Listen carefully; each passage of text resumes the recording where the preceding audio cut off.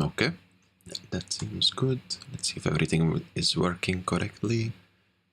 Let me change this. It can be on here for now. Yeah, the stream looks fine to me. Yeah, I'm not gonna use many, or I didn't prepare any maps anyway, so. Yeah, that's alright.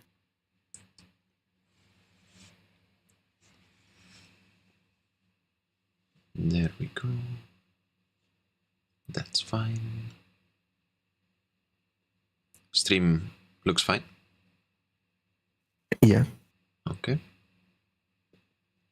It's so weird how everything is working fine now. Last time, like with Austria, for some reason everything was like lagging in Roll20. But now everything is working fine. Let me turn this off.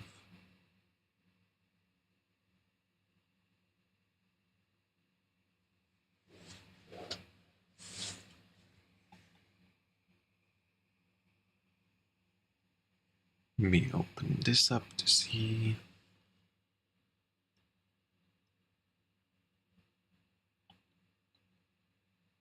I mean everything. Can you try it? You already tried typing. Yep. Wait, is it not updating? Yeah, it's working.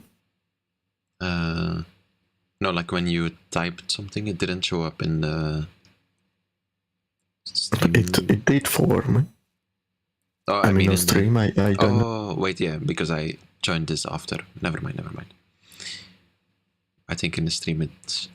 Yeah, it's working. Okay, sounds good. You ready to go?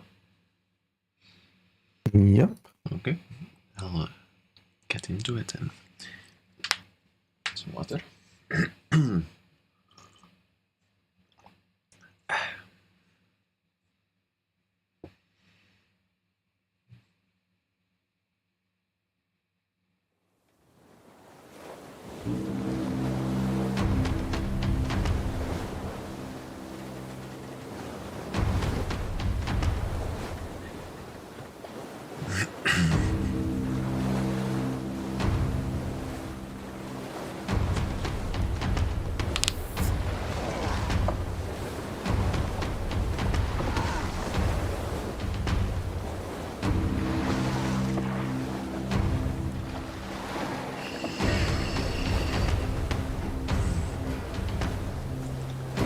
Mato digs his knife into the steep mountain ridge before him.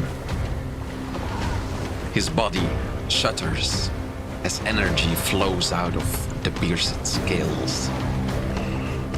Like a putrid wound, it festers and flows. A thick purple substance, making its way closer and closer to his hand that still desperately holds on to the dagger. He knows he must be strong. He has gone through so much to get here, after all. Since the very start, had he not fought to keep on going? When others said that magic belongs to the gods alone, did he not show them they are wrong? When they said the outside world is not only for the strong, or when they said the outside world is only for the strong, did he not show them that his mind was as strong as any simple weapon? When the forces that be raised the dead before him, did he not fend them off with these powers he did not even yet understand? When the world defeated him, did he not stand up again, time after time after time? Did he not vow to grow stronger, no matter the cost? Is that not why he has come all this way? From living with his parents in a simple village to teaching a supposed master in magic arts what it is truly like to create something as glorious and pure as new magic. Did he not give his own life to the depths? Not only so others may live, but because he knew it was the only way to become what he must reach. It seems so close now. That snowy village in the mountains. If only he could just reach out and touch it. Why then does it still feel like something is holding him back? His eyes widen as he stares into the soul of the energy that flows over him. But for a second, there it was once more, that same godly presence from before, the one he has rejected so openly, the one that supposedly made this prison he is in, the one all down here have sworn to overtake. Helia, goddess of nature, ruler of the gods.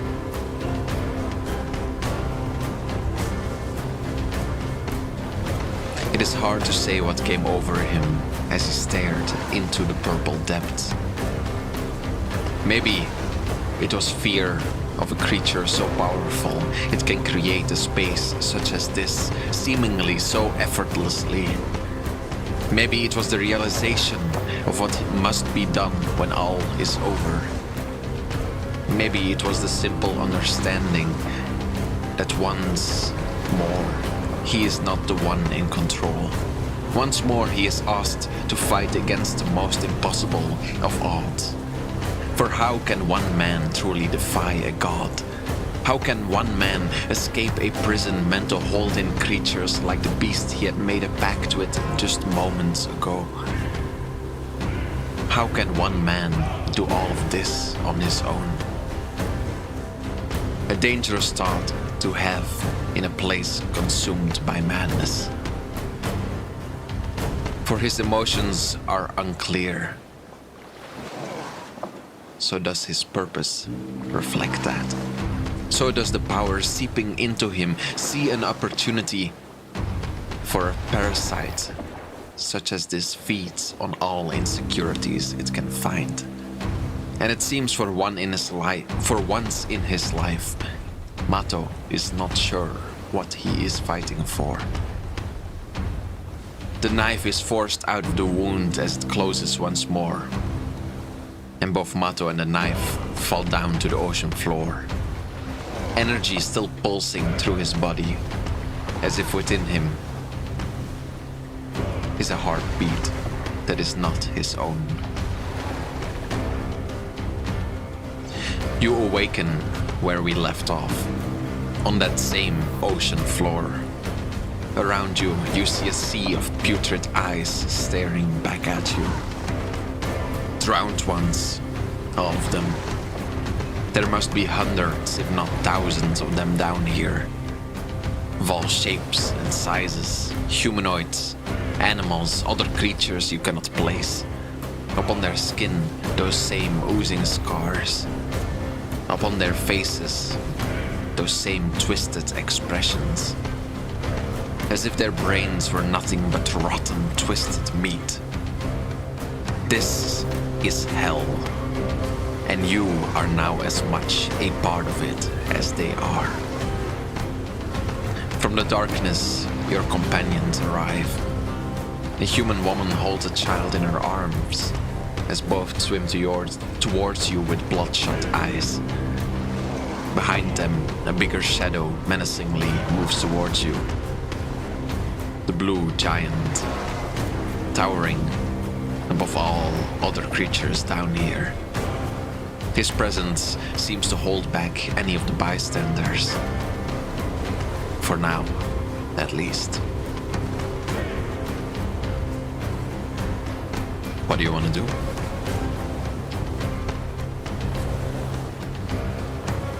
We said that I have fallen down somewhere even deeper than I was.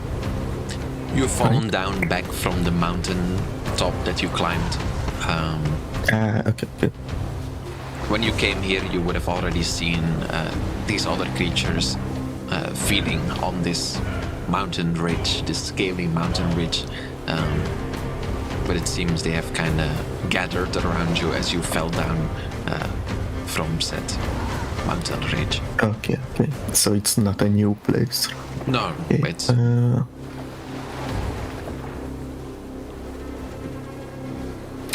Are they just around me and looking at me, or they are like wanna get closer to me? It seems that they were trying to get closer to you. However, as soon as the giant and your other companions arrived, they kind of backed up. It's hard to tell their intentions since they have such twisted expressions. Yeah, I just wanna get up and look around. Maybe look for the big guy from the ship, if he's still there with me. I remember that he took me there, I think. The creature that you made a pact with. No, the creature that was the captain of that big ship that I decided to go to. Yeah, so the creature, right? All I have in my notes is as I get closer to the ship, I see an undescribable creature, body covered with scars and things oozing out of it. Can't distinguish head from body. Yeah. And he showed me a very horrific possible future. That one. Yeah. Is he still there with me, or he gone? Yeah, make me a perception check to see if you can notice him in this sea of other creatures.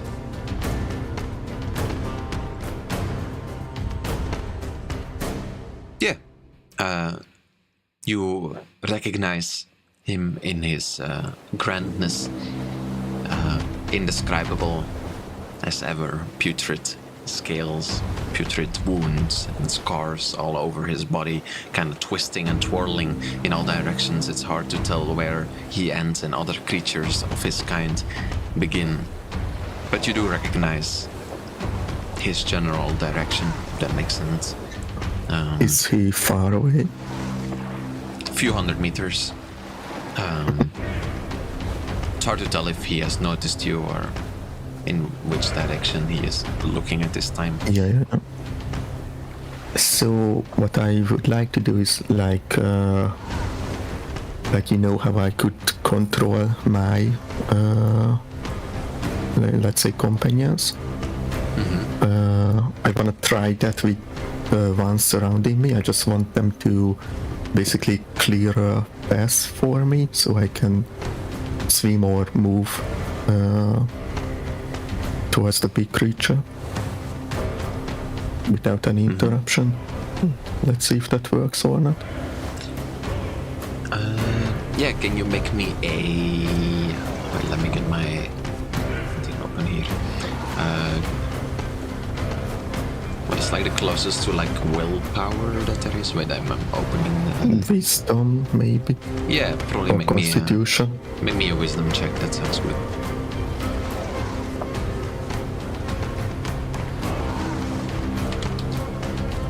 Oof. Yeah, no, you try to reach out to these creatures, but you feel like you only have control over the ones that were already tied to you. They do not seem to heed your commands or react to them in any way.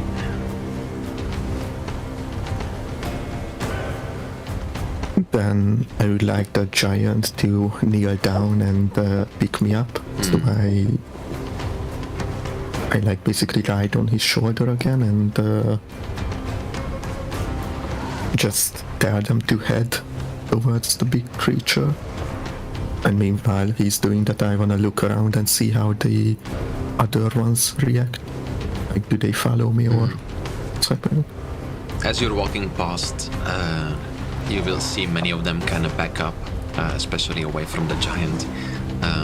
You will see some of them especially the more beastly-like that still have teeth, kind of snapping towards you from a distance.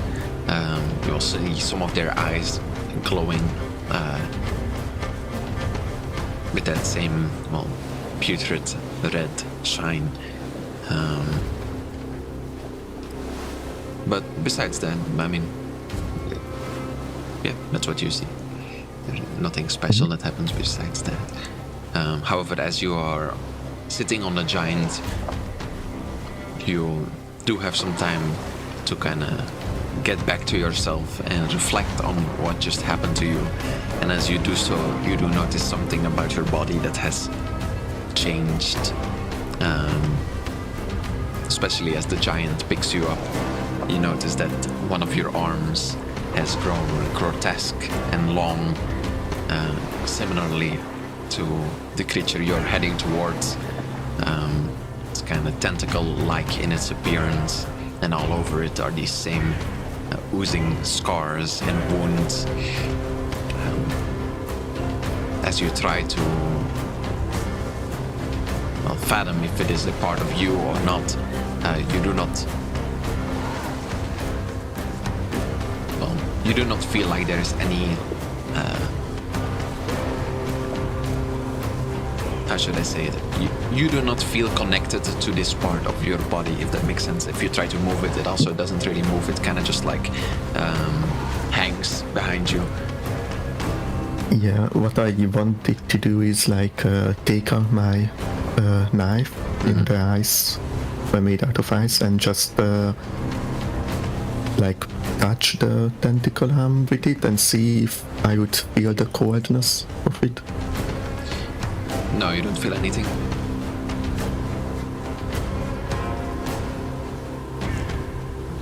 But if I try to move it, like I know you said that it doesn't really move, but like, does it look like it would move? It just doesn't. I mean, it's more like I'm not completely in control of it, or it doesn't do what I want it to do at all. It doesn't move in any way. It kind of just like slugs behind you, almost as if there is no like muscles or bones or any structures in it at all that might make it able to move. It just kind of hangs behind you, and it's kind of hard to. Well, it's kind of dragging down your entire body, like it's taking strength to even keep it up with your shoulder, basically. Okay, so I think for now I'm not really worried about it. Like, probably what Mato is thinking now is that maybe it's not even there, or it's not real. It's just part of what happened when I stick my knife into the mountain.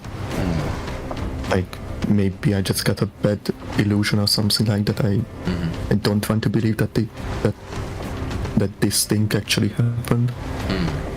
And that makes sense.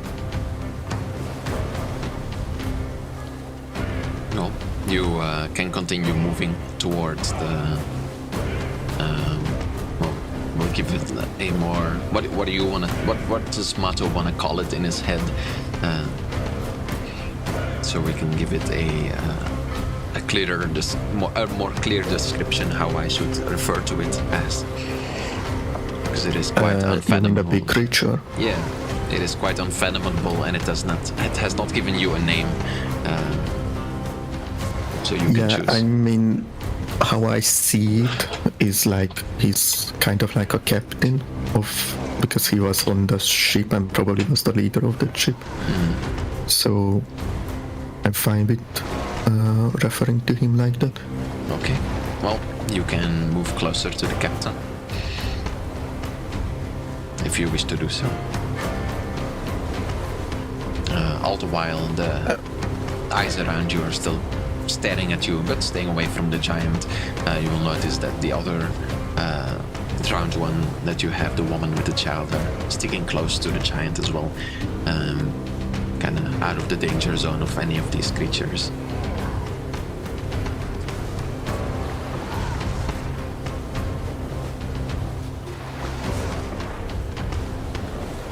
Yeah. You can describe them.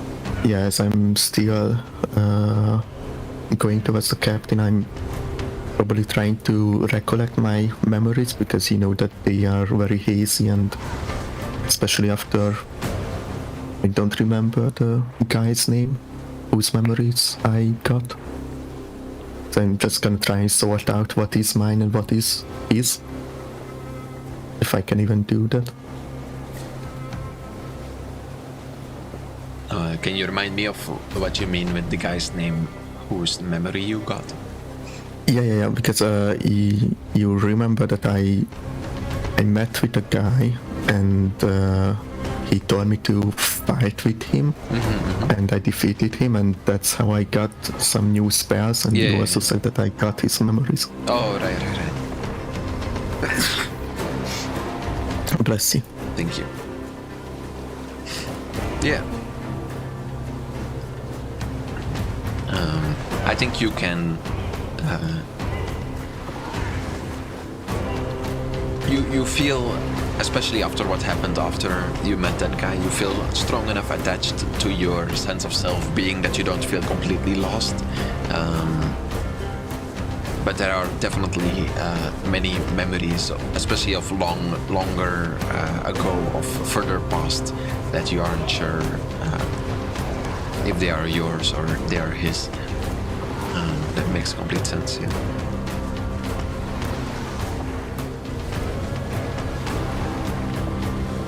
Well, describe to me how you wanna go about this, but you... as you get closer, the creature seems to remain in the same position, kind of waiting for you. Yeah, it's up to you. Yeah, well, basically I'm just probably like trying to go backwards, like starting with the most recent memory and go day by day, or I don't know how many days back as I can. And I probably I remember that I met this captain, then the previous memories when I woke up in the bottom of the ocean, then I probably remember the ship accident and how I got here. And maybe I even remember, or I don't know, like you can tell me how far back I can remember clearly.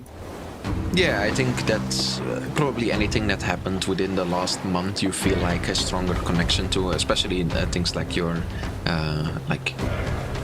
friends from before that you went on this adventure with. You remember you had a village back home, but that is where it kind of starts to vague into other things. It's kind of like as if the memories that are most similar are the least easy to figure out which are yours and which are your own, especially when it comes to things of like a village and where's your homeland. Like, you know, you have parents and you know what your parents look like, but were they these parents, or like did they live in this village or did they live in this other place? It's hard to remember the situations surrounding these strong memories, I guess. Even with things that happened more recently, sometimes it's the details are the things that kind of disappeared first, where it's like, even from before the shipwreck, for example, it's like, oh wait, was it at night or was it during the day? I remember a moment where I was on a ship and it was during the day, and then there was rain, but was that now, or is that the other person's memory? It's kind of that kind of stuff that is hard to figure out. But when it comes to my parent, like you can envision the image of your parents' faces in your head still pretty clearly. When it comes to those strong memories, you don't feel too lost to them. Okay.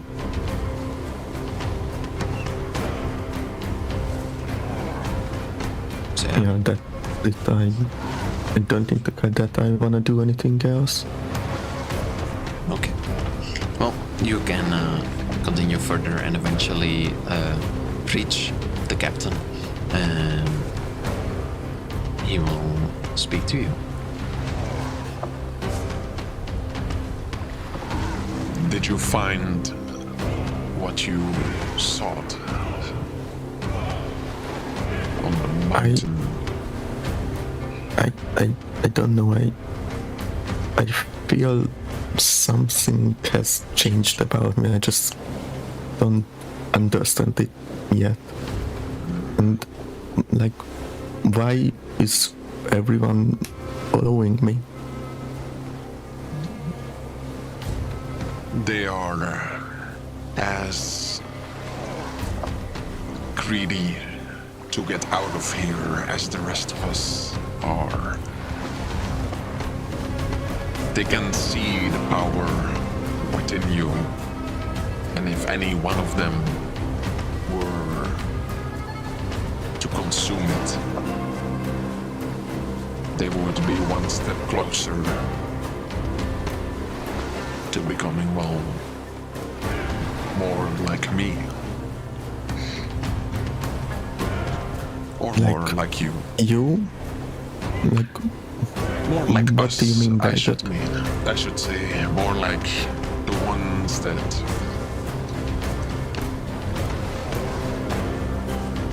truly have anything to say in this endless prison. The ones that lead, not the ones that follow like them. But I thought that we agreed that we would free everyone from this place, stop this whole prison thing that the goddess has chose for us. That is what we must do. However, me and you can speak to each other as equals. However, these creatures are weak both in mind and body. I'm afraid that unless we lead them, they will not see it the same way as we do. I see that you have brought your own companions with me. I have an army of my own that you have met so many, well, all that time ago, before you reached the depths. And how should we convince the rest to follow us?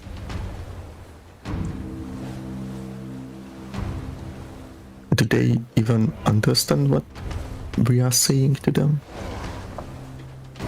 I have never tried to convince them in any diplomatic sense. It has shown down here that whichever creatures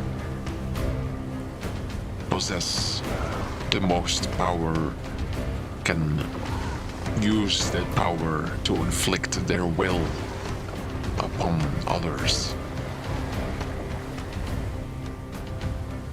How do you think you made it all the way to me? As that once was my plan for you too, before I realized you are not like them.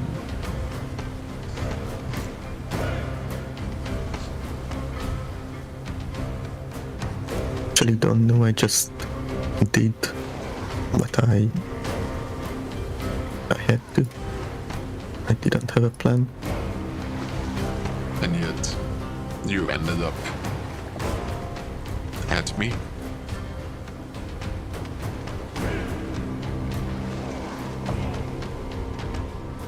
Not to say that we are not as equals now. I know we need each other if we wish to get out of here. I know we must defeat the wretched queen that still roams down here. I know we must escape this prison together. Both you and I and the creatures that follow us. We shall lead them all out here, so they may bring terror to her beautiful world.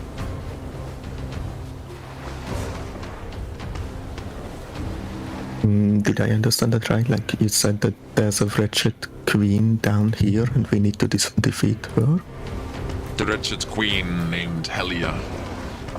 I do not think she roams down here by herself, but her presence, as you might have noticed on your travel here, is still very much alive within this prison. I think it's wise that we start by eradicating all that is left of her down here, so she cannot sense what our next step might be.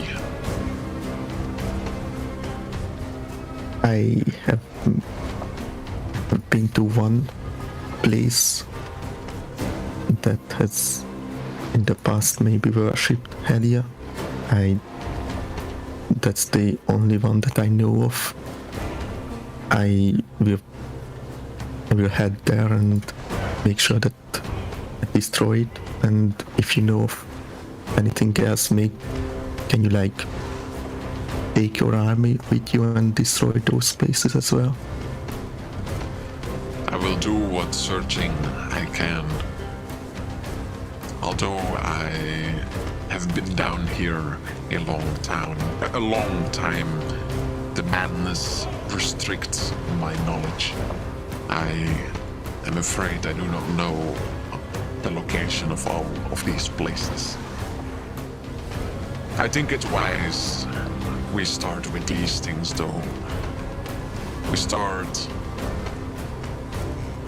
by eradicating all of her down here and amassing any and all creatures that share our cause, gathering an army that might one day oppose hers, so we may break out of here.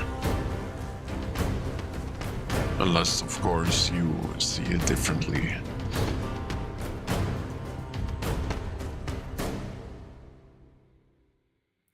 As of now, I can't think of anything that would help us.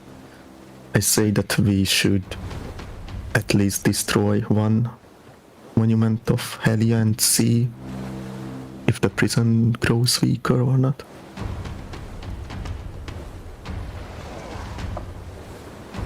I think that's wise.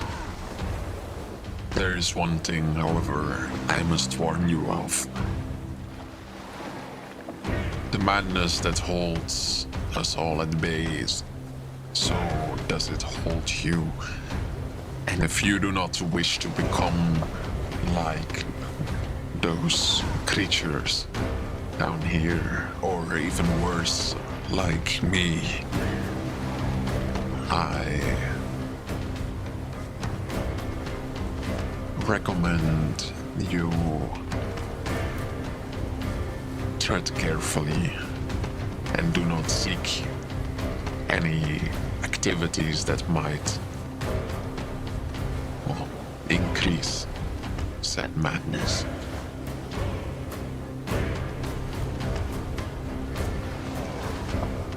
I will try to be careful.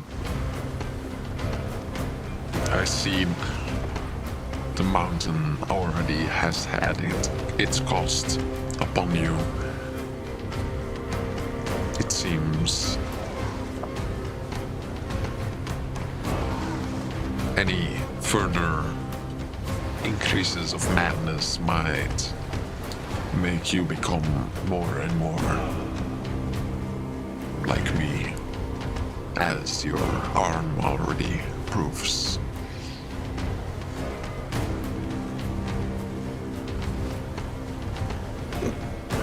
I'm sure once we get out of here, we will find a way to reverse this curse.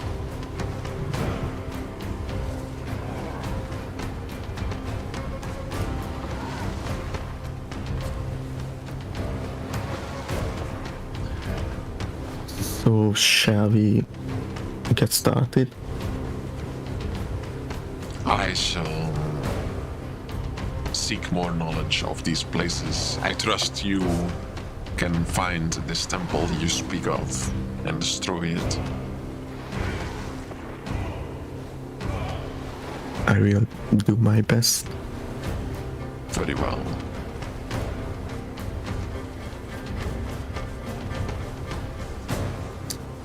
Once I'm done, I will return to your ship and we will discuss how we should proceed. Understood. I have heard rumors of someone who might have knowledge down here, someone other than me and you. I heard you have talked to him before.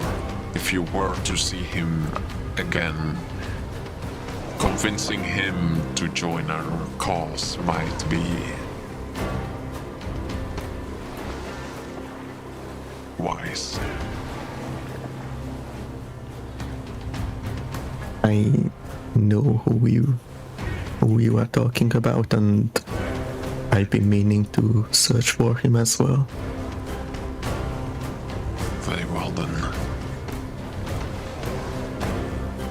One last thing, if the madness were to consume you, I hope you understand that I will be the one consuming you on my turn. I would not want any of these lesser creatures to gain the power within you.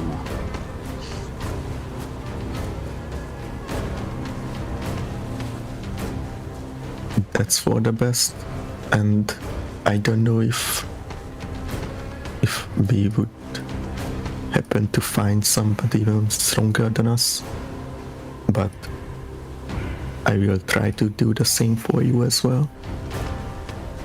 But out of character, I'm just trying to say that if he were to be consumed, I would rather consume him myself and let anyone else take him. That is wise.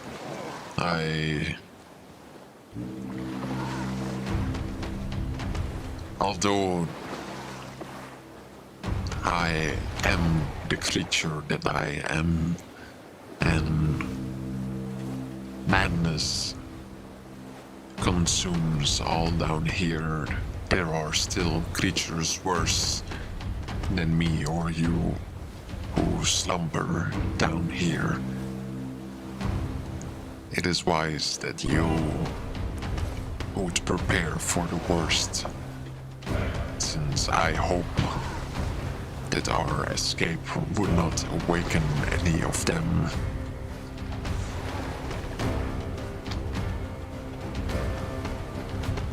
Well, there's only one way to find it out. Indeed.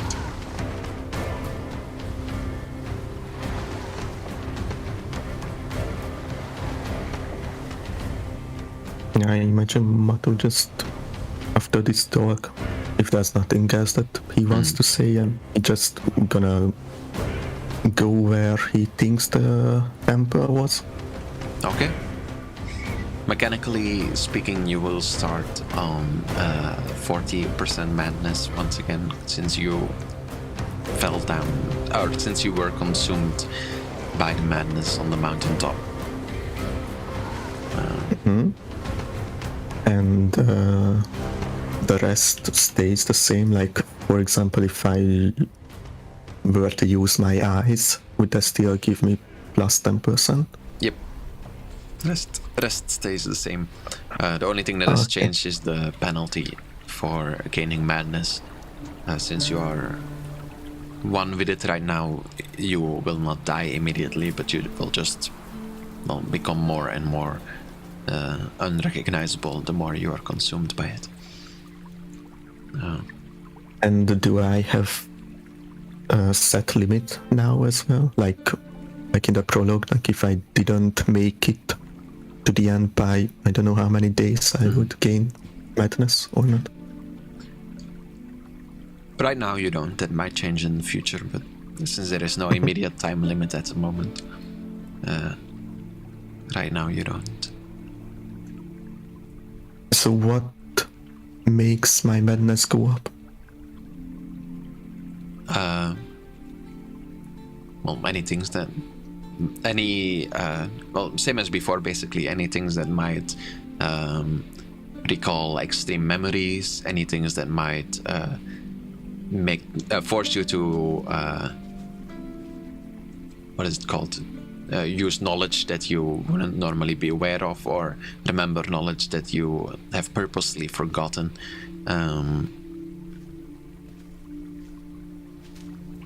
Well, anything like that, basically. Anything. Let me think of another example. Thought of something and then I forgot it immediately. I don't know why. That's okay. Yeah, basically any what I've thought of is your spell slots as well. If you don't have spell slots and you want to reset them, also takes madness. Oh yeah. Oh shit. Unless you just do a long rest, of course. Oh, okay. Okay. Thus I was thinking, like, I might not know this as of now, but... And if it's something that you have already thought of, you don't have to confirm it, but would I be able to consume the weaker ones to grow stronger? Oh no, you haven't tried. Okay. This is a concept that you've only heard of just now, so Yeah. it's up to you to do with that as you please.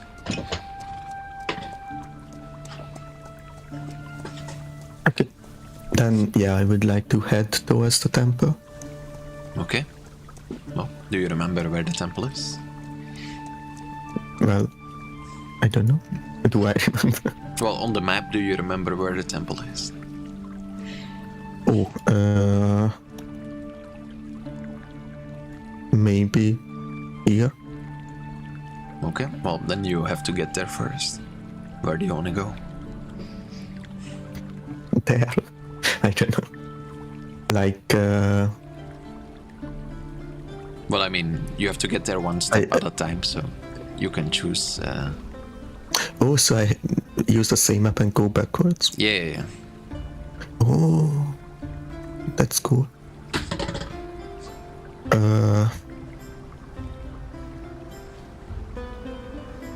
So now I can choose any of them, and after that only the one above and below? Yep. Like the same rules? Okay. Same rules. Yeah, I would like to go to the red one. Okay.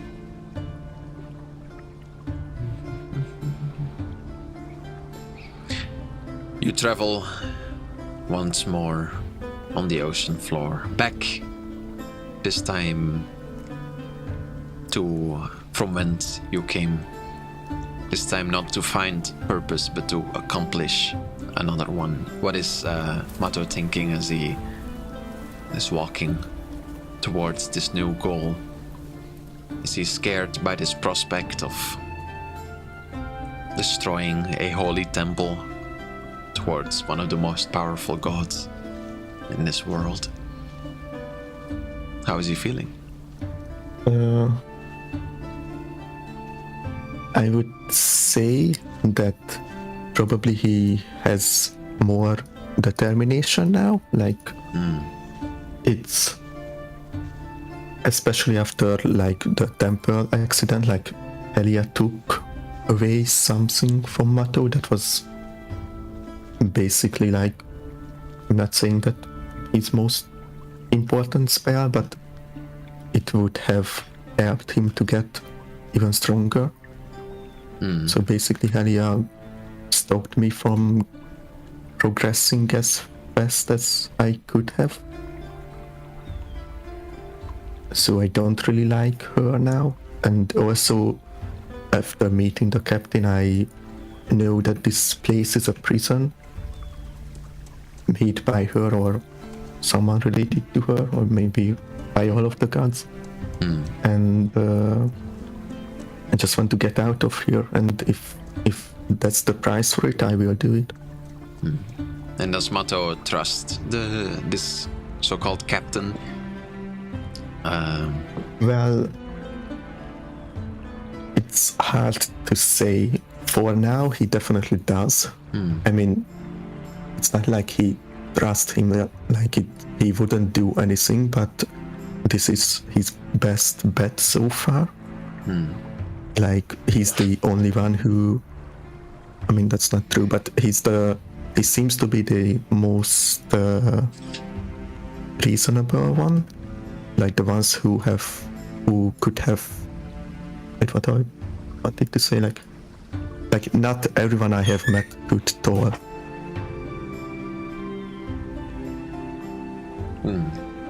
Okay, yeah, And that makes from sense. the ones that could talk, like, he seems to be the strongest and the oldest one down here. And Like, for example, the catfish one tried to exchange madness for knowledge, and so far the captain didn't do anything that would cost me something that important. So yeah, basically I'm just following him for now, and I will see where it goes. yeah, what about the idea that he, well, basically caused you to end up here in the first place? Does that, like, does he have resentment for that still, or is it kind of like he knows this, or like he thinks this is part of the path that he needs to take, or how does he see? Even a broader question, I guess, is like, how does Mato feel at the moment about being down here? Does he feel like he's like, oh, this is like something in his way and he needs to get out of here, or has this become like, oh, this is part of his purpose in life now?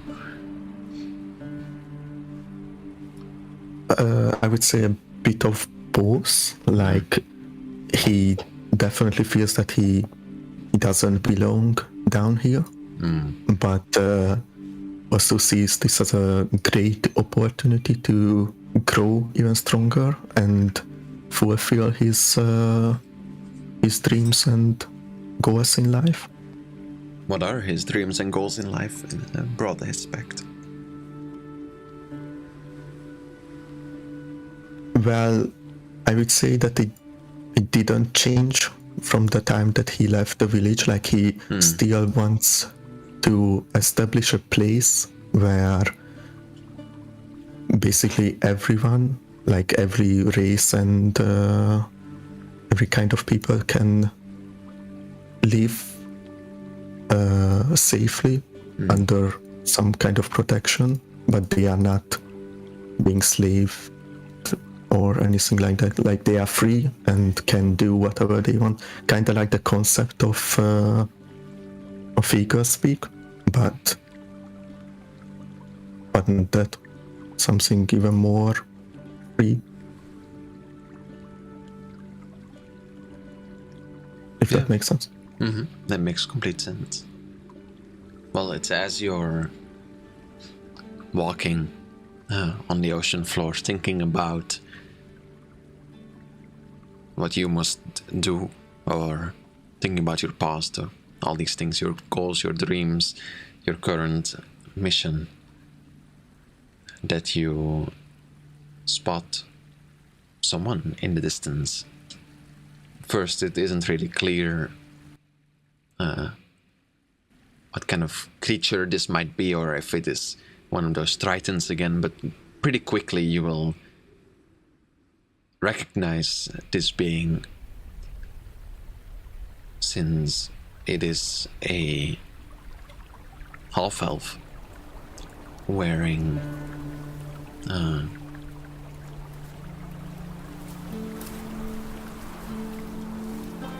well, actually, you can describe him to me as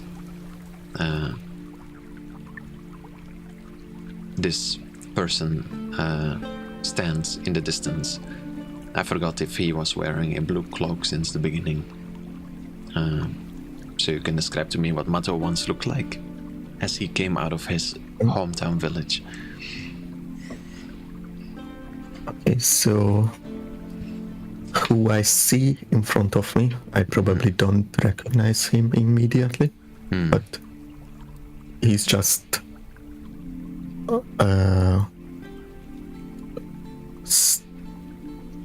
I mean, not many time has passed since I left the village, but he still looks much younger and more hopeful. Like his eyes and his expression, like he still has hope for this world and doesn't know about the many bad things that have happened outside of his village. So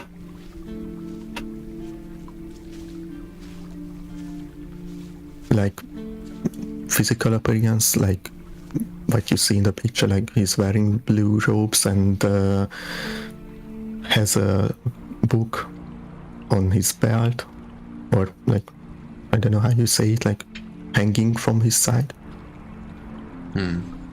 And yeah, he just, upon getting closer, he probably looks hopeful. That's all I can say. And I probably don't recognize him. Well, as you come... I just see it. Yeah, I just see it as a other half elf, and I'm probably thinking that it's some kind of illusion because I haven't seen anyone normal down here. Well, the man will shout to you. Stay back. Who are you?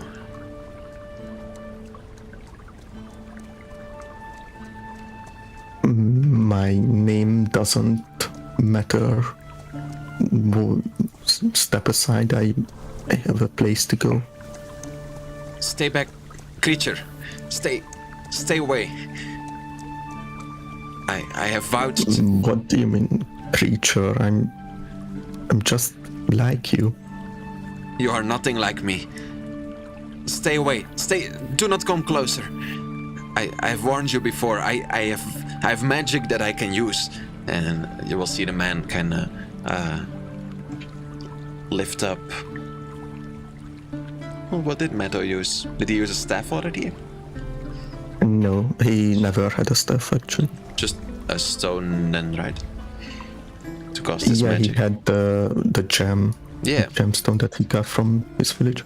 You will see the man hold up a gemstone that's kind of sparkling, a clear indicator that, to you at least, that this man is capable of magic. Do I recognize the gemstone? Make me a is it the perception same one check. that I used? Yeah, make me a What check? perception. It's kind of flashing all over the place. Oh yeah, you recognize it immediately. Maybe because you've studied it for such a long time. It's very unique. It's the if I remember correctly, it was the eye of your. Was it the eye of your Warforged, or was it just given to you by your Warforged? No. What I remember that he basically got it from the war, and it was a pretty cracked stone already, but it had some magical power within it. Yeah. Well, then you will. That's how I started. Yeah, you will recognize it. Immediately because of these unique features that it has. Normally these kind of magic conductors are very nicely made, and you've seen many of them in your life, especially as in your time in Eagle's Peak. I'm sure you would have studied other people's what is the official name for them? I forgot. Wait, I forgot as well. Never mind. And magic conductors, whatever it's called. You would have studied many of them, and you will, like most people, have like a nicely made like jewel or like gemstone, while yours was this kind of like cracked, not even arcane focus. Arcane focus, yeah. Not even like a real gemstone. It seemed kind of like forged together in many separate ways and broken apart in some. So yeah, you recognize it immediately as being basically identical to the one that you had before. Yeah, so as I see him take out this gem, I What did I say? Was I riding on the giant this way as well, or not? Oh, you didn't tell me if you were riding on a giant as you were going across the ocean floor. Where do you want to be? You can say that if you want. Yeah. Yeah. Because I feel like that's the most efficient way to travel. It also looks cool. As I see him take out the gem, I like immediately jump down from the giant and tell him to wait. The man will, as soon as you jump down, he will shout, "Not a step closer. I will cast the spell if you step one step closer. I will protect what is mine." Wait. I don't mean to harm you. Like, where did you get that focus? Why do you want to know? Because that is my arcane focus.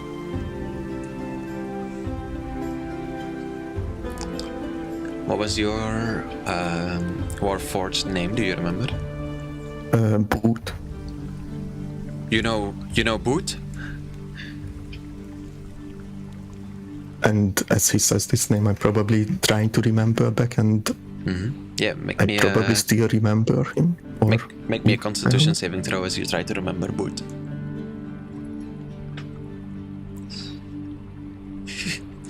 Why must you roll a 10? Wait, the 10 is...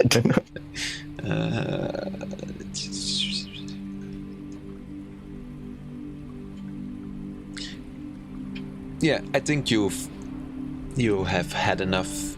You spend enough time with Boot that he's a strong enough memory that you can remember him even with the 10, without having to gain any madness in doing so.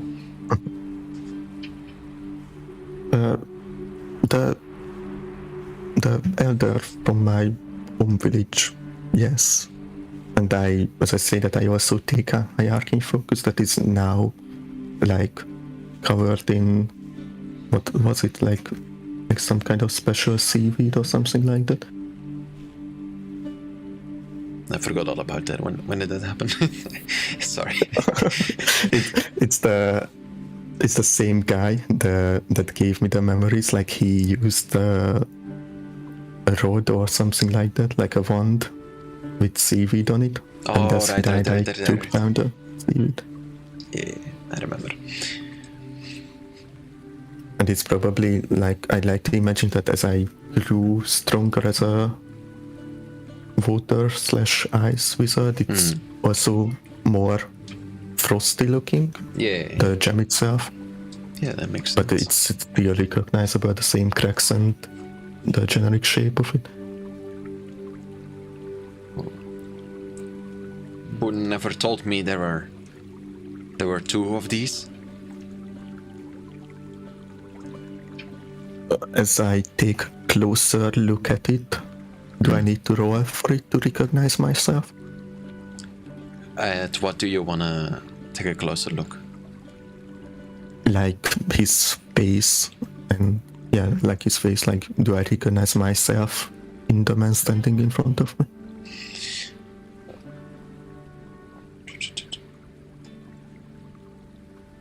Roll me a Constitution saving throw. Why? You recognize that you had once had a fight with this man. It's vague in your head when this was, or even how it ended. All that you remember is that this man once came up to you and talked to you, and you challenged him to a duel. But you do not remember the outcome. Oh, okay.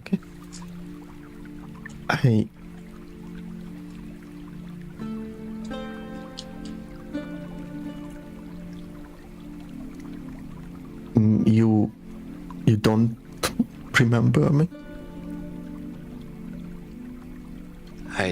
I don't know who you are. we had a fight not even that long ago, a couple of days. Must have been.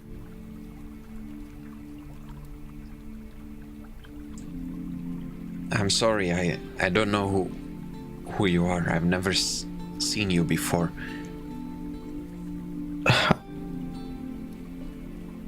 I'm still trying to figure out how do you have my arcane focus. I told you, my elder boot, he gave it to me right before I left. How did you end up down here? Down where? We're in a forest. I wanna imagine that Mato just looks around and sees a fish like swimming above him. Yeah, you see the endless ocean all around you. This isn't a forest.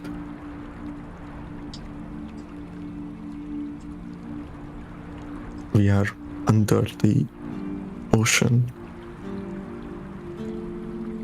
Do you... Are you gonna... Do you wish to bring harm to anyone?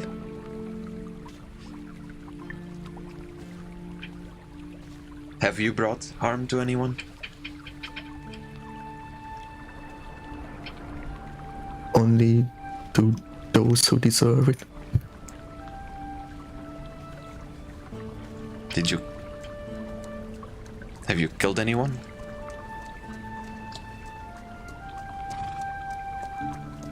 Did I? I don't know. I actually don't remember if Trying to remember. we have killed anyone. Let me think. Got some goblins.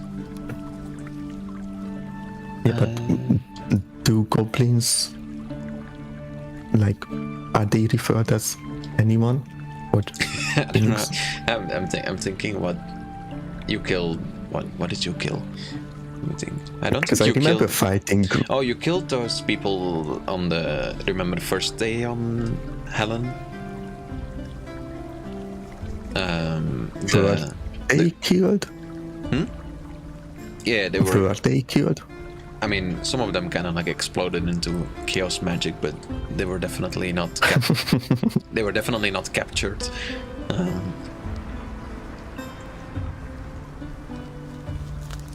Yeah. Besides that, I don't think you fought any pure humans. Besides, maybe if you want to say that the necromancer was a human.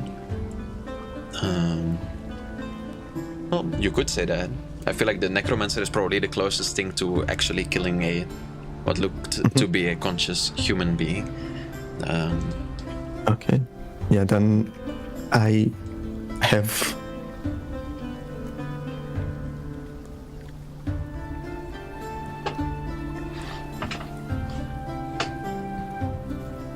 I'm not gonna say anything else. But I like to imagine that my voice had some kind of regret in it.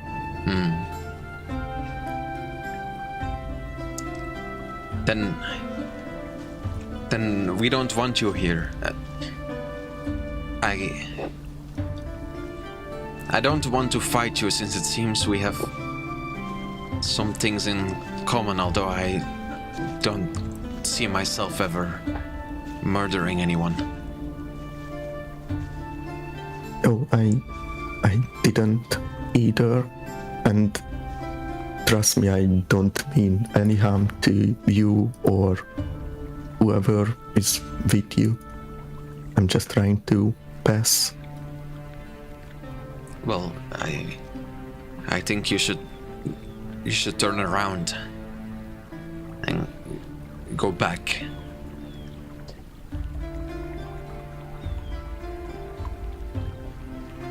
I'm afraid I cannot do that.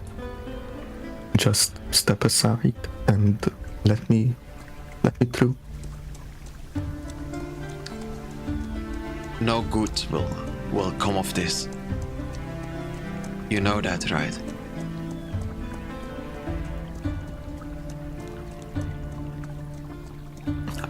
It will be even worse if I turn back.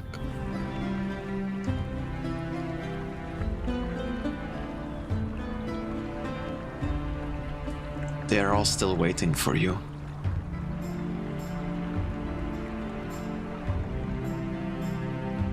They What do always you will. mean, they? Everyone. They miss you. You know that, right?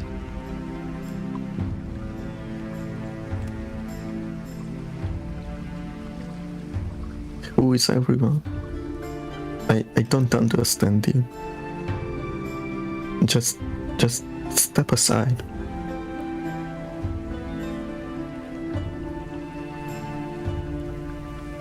I'm afraid I can't do that. I have sworn to protect the people that mean a lot to me. And I'm afraid that if you get past me, there is no turning back.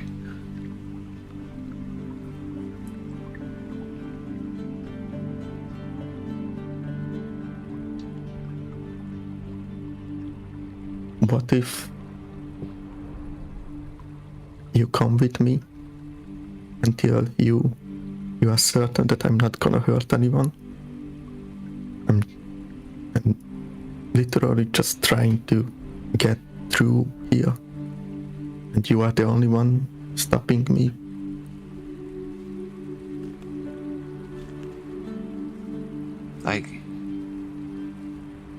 I think I can do that. But what if by the time I realize that this was not the right path, you have grown too strong for me to stop you?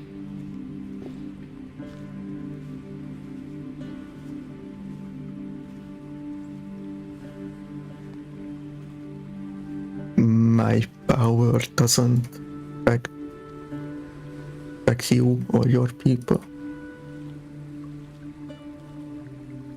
It might one day.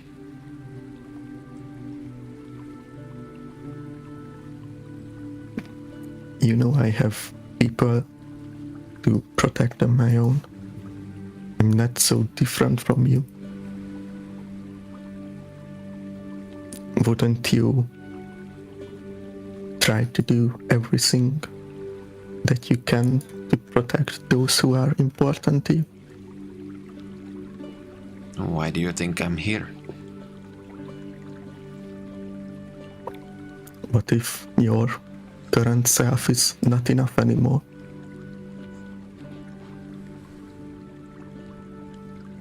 I like to think it has always been enough.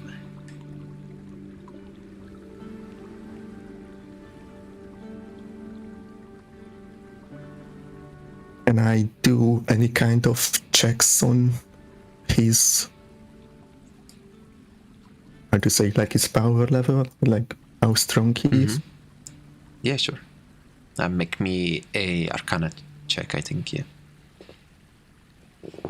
Yeah, you can, as a well-versed wizard yourself, you can pretty easily recognize that this person must be pretty new to using magic. Seeing from the arcane focus that he's using, seeing from how he kind of handles, like how he pointed it at you in the first place. It wasn't like this well-trained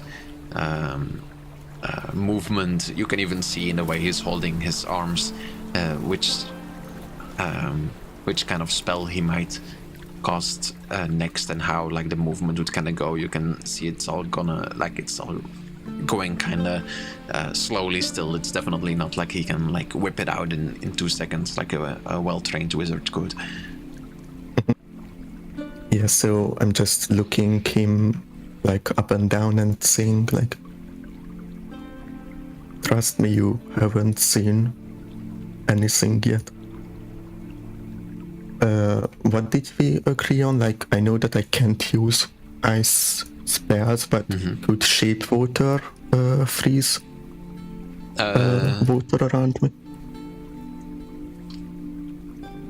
Yeah, as long as I think in a normal, as long as it's used in a normal sense, yeah. So you can't push it to do anything that the spell says it can't, if that makes sense, because that's like Yeah. empowered by your ice magic. If you want to like make it a 10-foot cube and stuff like that. Oh, no. What I want to do is like create like maybe kind of like a flower out of ice and give it to him, like saying like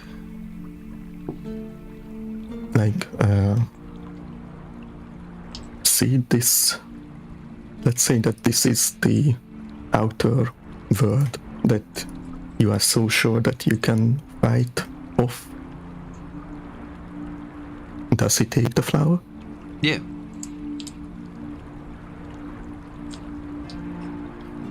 And you think that you are strong enough to hold off this flower?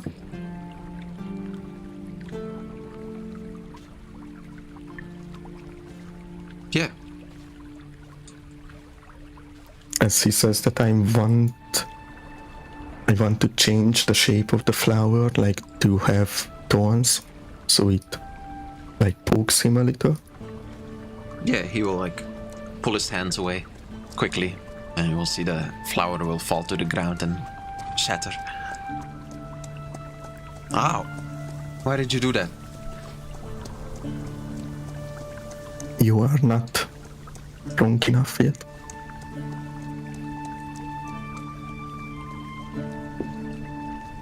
I can see that you have potential, but as of you are now, it's not enough.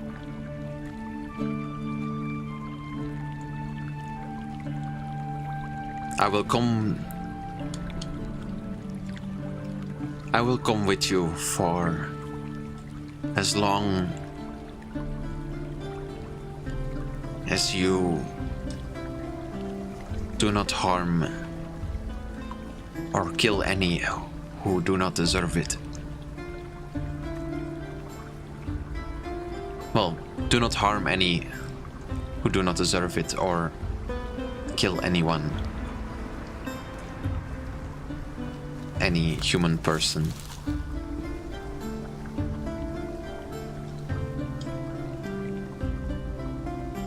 As long as he says that I want the giant to kneel down again and like head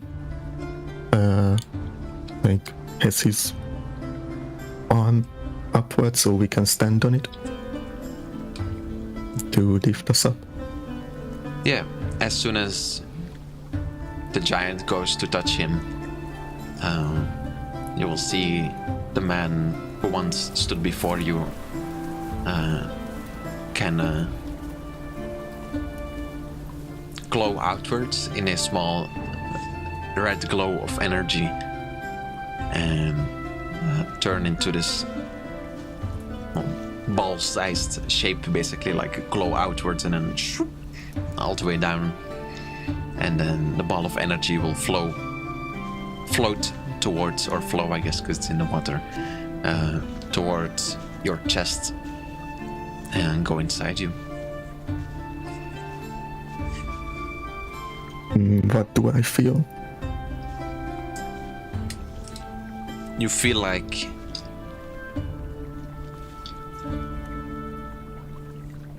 how should I describe this?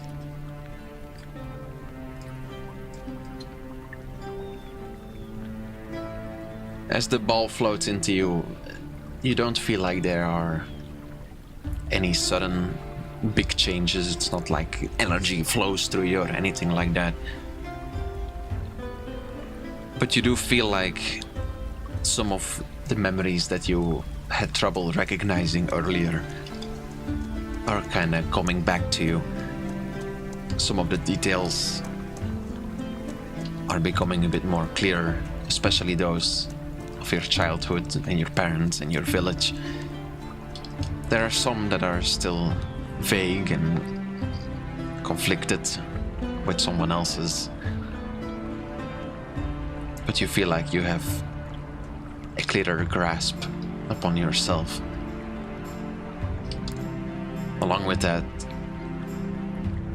you feel like you can also reach out towards one of the things that you used to know.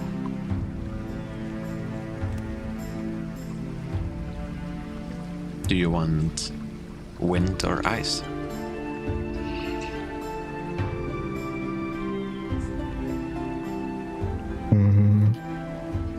I would say ice. Okay. In a sudden flow of knowledge, you will feel your head fill with the memories of the spells you once knew. You can now use water and ice-based spells once more, Nice. as you have successfully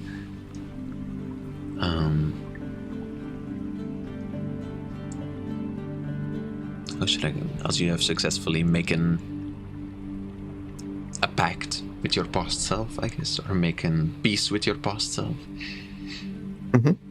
Yeah, I wanted to say that as I absorb this spell, Mato probably like smiles a little to himself, but it's more like a melancholic smile, like what happened to me, basically.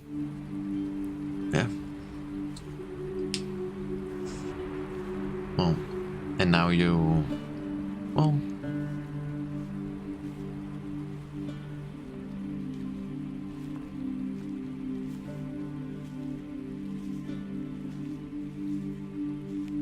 let me think.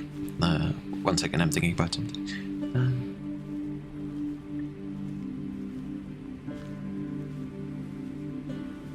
I will bring some more water until then. Okay, no worries.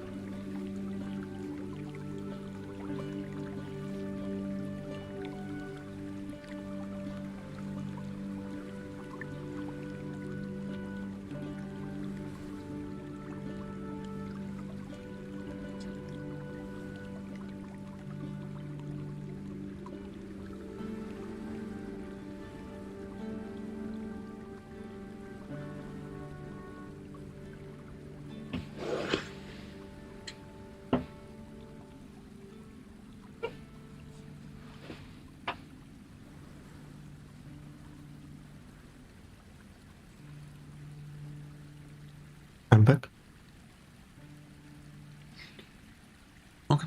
Yeah, what I was gonna say is as this happened, you will feel once more the promise resonate through you that if you ever harm any who do not deserve it, this part of you will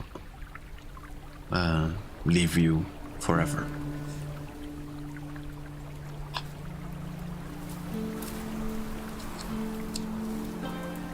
Okay. That's interesting.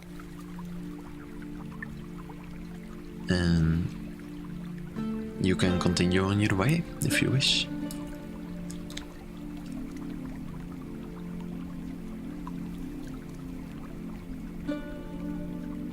Do you wish to continue on your... Yeah, can I go up Sure. Yeah, you can go wherever you want.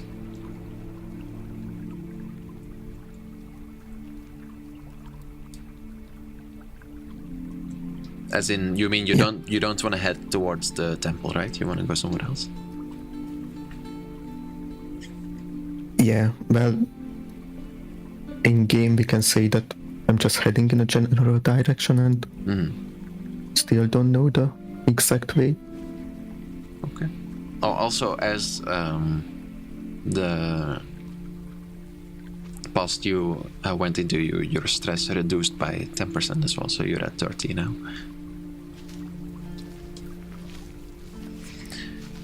Nice.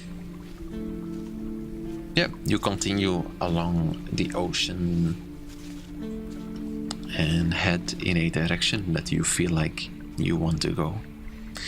Let me think for a second.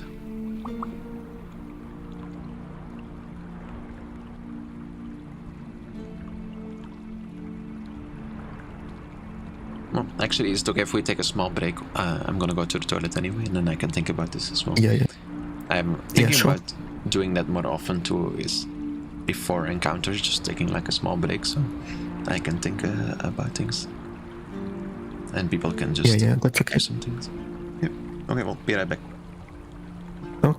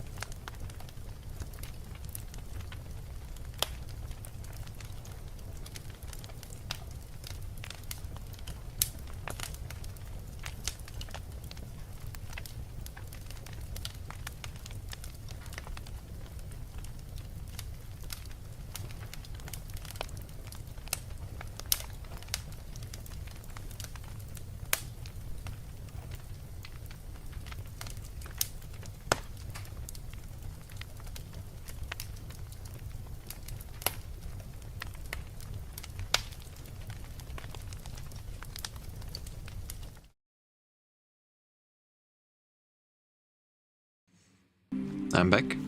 You there? Welcome back. Thank you.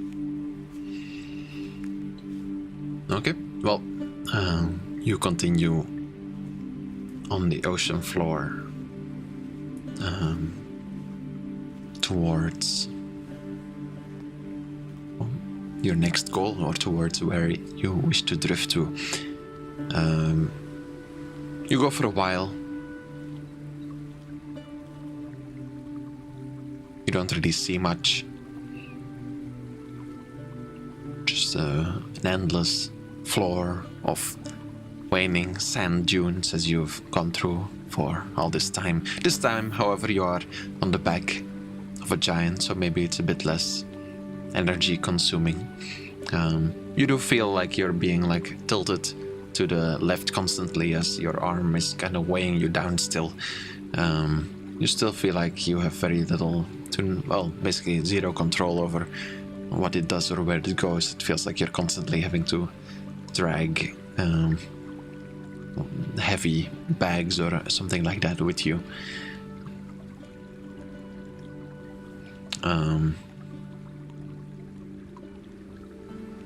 In the distance, however, first being but a little speck on the ocean floor, and eventually you will see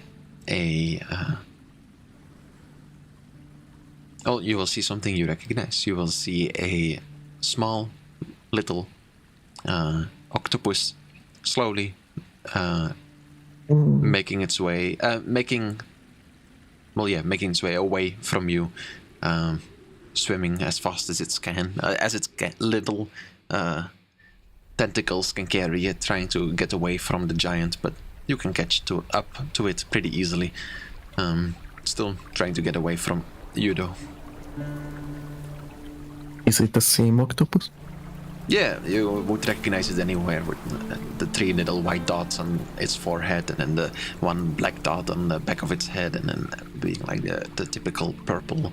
Unless there is like others that are exactly like this. This looks identical to the one that was with you.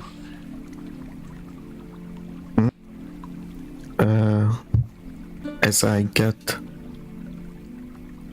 like pretty close to it, I want to get off the giant and just continue like trying to catch up to him by myself.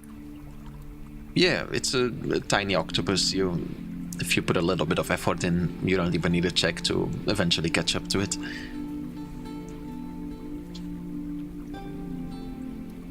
I'm just probably like yelling, wait, stop. It's still trying to make don't it... run away. It's still going away from you.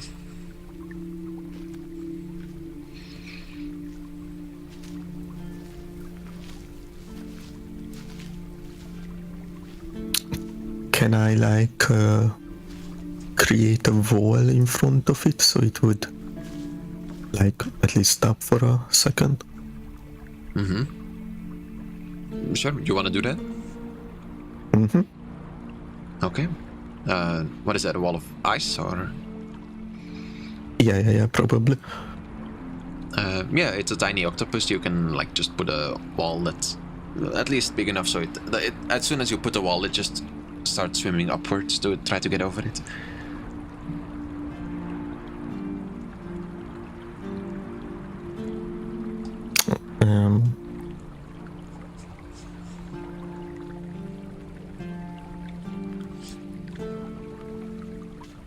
But would I be able to catch up to him while he's like climbing? Yeah, for sure. I mean, you already could catch up to him. You can like even swim in front of him if you want to. He's just trying to get away from you, but if you want to try to like grab him, you're totally within distance to like do anything like that. Yeah, that's what I want to do. Like as he's climbing up, I'm just gonna grab him. Okay. Yeah, make me a dexterity check to see how well it's kind of slippery. You don't seem to get him on your first try. You kind of grab towards him, and then he like slips away, and he keeps going. Like he gets over the wall and then keeps going away from you.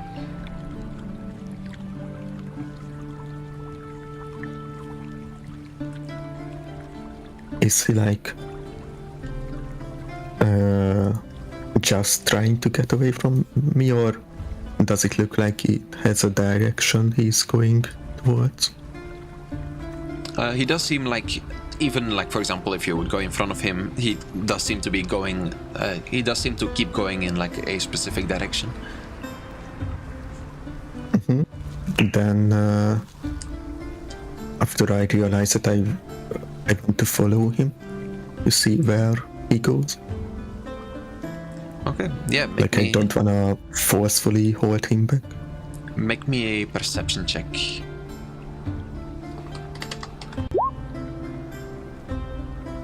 That's a great perception check. Yeah, as you are follow. Wait, is that a natural 9? Oh, that's a natural 17. That's still great. As you are following him across the ocean floor, you notice something right before you get to it. You see that there, what looks to be first like a rock, kind of like sticking out of the sand that the small little octopus swam over. You now notice, or you notice right before you get to it, is actually what looks to be a claw of some kind of creature.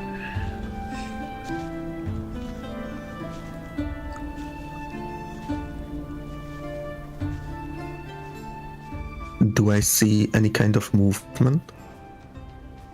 No, it's just laying still. I assume that you stopped before you got to it, right? Yeah.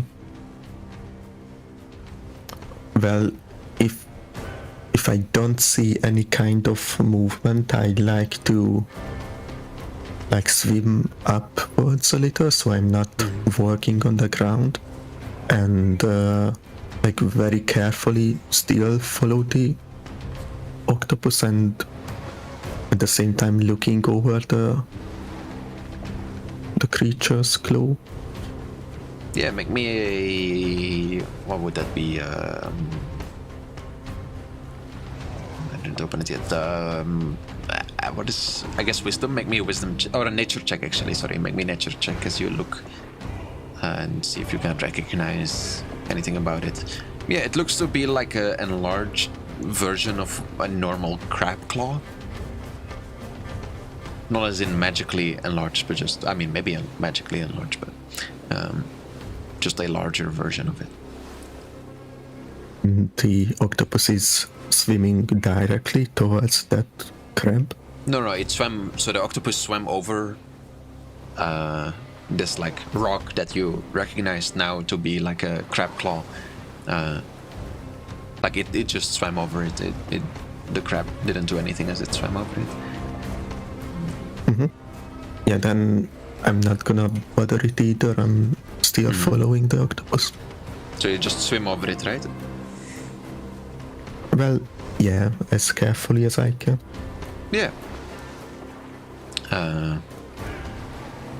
As soon as you swim over it, and then you reach the other side, basically, like you continue following the octopus, and then you notice that the octopus kind of makes a like turn to the left, and like kind of goes in a little bit of a circle, turning back around towards the crab.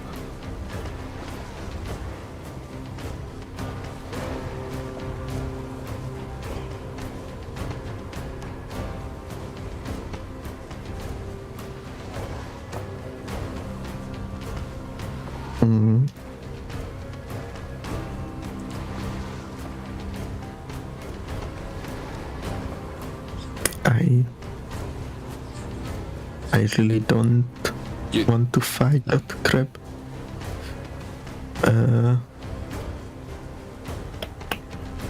Well, I'm gonna follow the octopus. The octopus is still going pretty slow, so if you want to catch up to it, you can still. But it is like basically going in like a small like U-turn, and then clearly going back in the direction of the crab, and well, going in a straight line at it once more, basically. Oh, you can tell me like at which point if you want to intercept it or do anything like that. If you want to do that before or after it gets to the crab, or it's up to you. Why? Oh, never mind, it wouldn't work. No, I'm just gonna follow him, like, if he would take me somewhere. That's Okay. what Mato thinks, at least. How far are you behind him following it? I don't know, like 3 or 4 meters. Okay. Yeah, you will notice this time, instead of swimming over the crab, he will instead land on top of the crab, what do you call it, claws, and just kind of sit there with his little octopus tentacles just kind of hanging out on top of it. The crab doesn't seem to react. Octopus is just kind of chilling there, twirling around.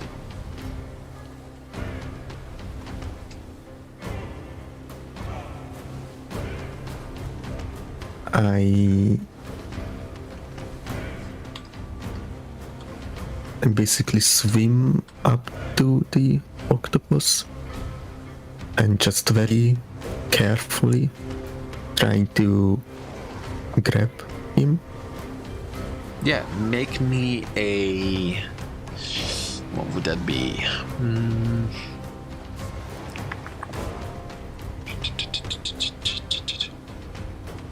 Let me look something up real quick.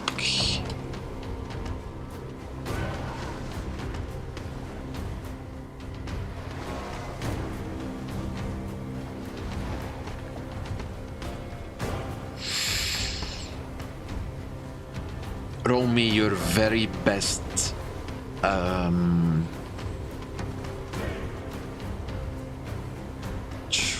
would that be? I guess it's kind of basic. Yeah, just roll me your very best nature check.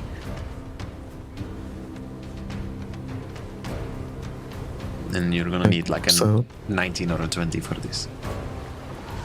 Okay, you can already say that I failed. Yeah. So you go to grab the octopus very carefully, as you said. However, right before your hands get to it, the octopus will kind of turn over, and then it will spray a cloud of ink at you. 5-foot cloud of ink. The area is heavily obscured for 1 minute. And after doing so, you will hear like a small, like squeaking noise coming from it, and then a rumbling from under the ground will follow. And at this point, I think we can roll initiative.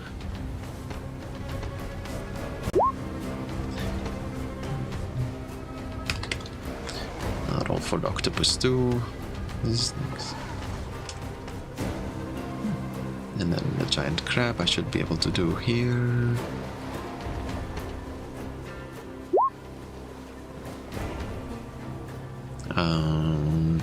Okay. I mean, we'll just remember you go first, and then the crab goes, and then the octopus goes. Okay. I guess we can use... No, it's fine. Because I don't have tokens. What do you want to do? You go first. You are suddenly sprayed with a cloud of ink, and you will hear a rumbling coming from under the ground. It seems like the crab is awakening.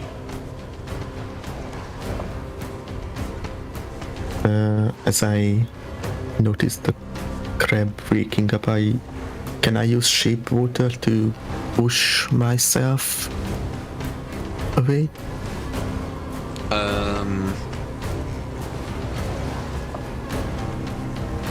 Yes, you are disoriented because of the ink, but I don't see why that would stop your ability to push yourself away. Yeah, what direction? Just away from the crab, or? Yeah, like backwards. Yeah, I don't see why you wouldn't be able to do that. The ink cloud is only 5 foot, so I think you can easily use your shape water to even like disperse the ink and like push yourself away from the octopus and the crab, and probably reach like a 10-foot distance, something like that. Actually, I do have a crab token. I can even put it on the map, so it's easier to. If I can find it. Where's my crab token at?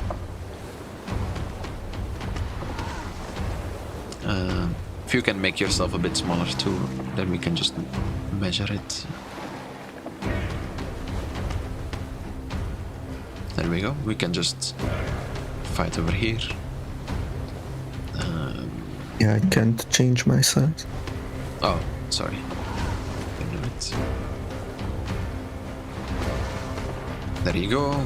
Then the crab is about here. A little bit closer, maybe. Yeah, something like that. You can get away. Anything else you want to do?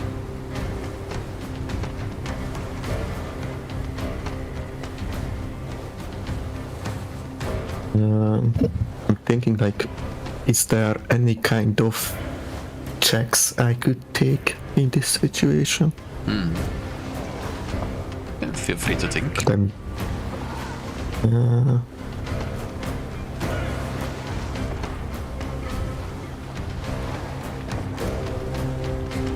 I just wanna like look around to see if there's anything close by that I could maybe use or take cover or things like that. There's just endless dunes. The only rock that you saw was this like crab claw. No any other rocks or anything like that. I mean, there's your giant and your followers, but besides that.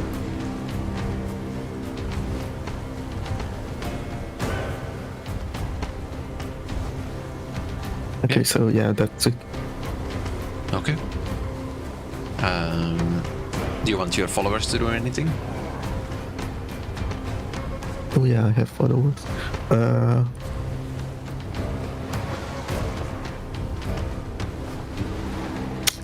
How far they are?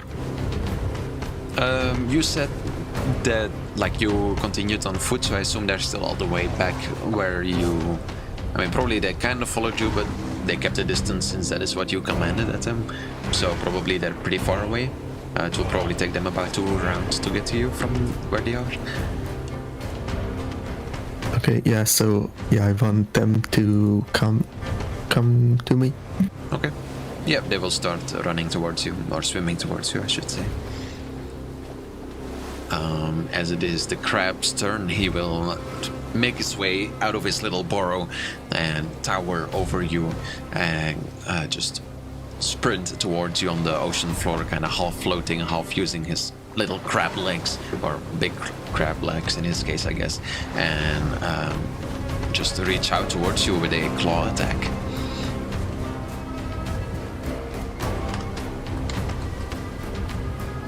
A 10? It doesn't hit. Okay. It'll miss, hitting the sand below you, dispersing up some of the sand particles all around.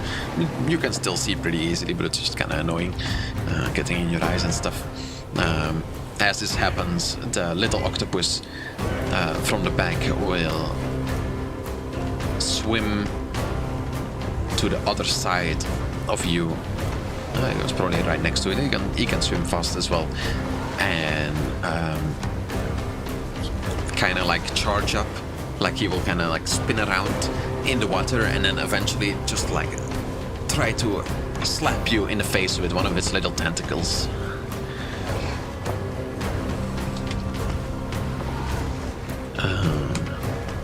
Oof. Oh my god. It's the greatest slap of little octopus history, as he does 1 damage to you. It's not even a roll. It's just 1 damage. 1 bludgeoning damage. Okay.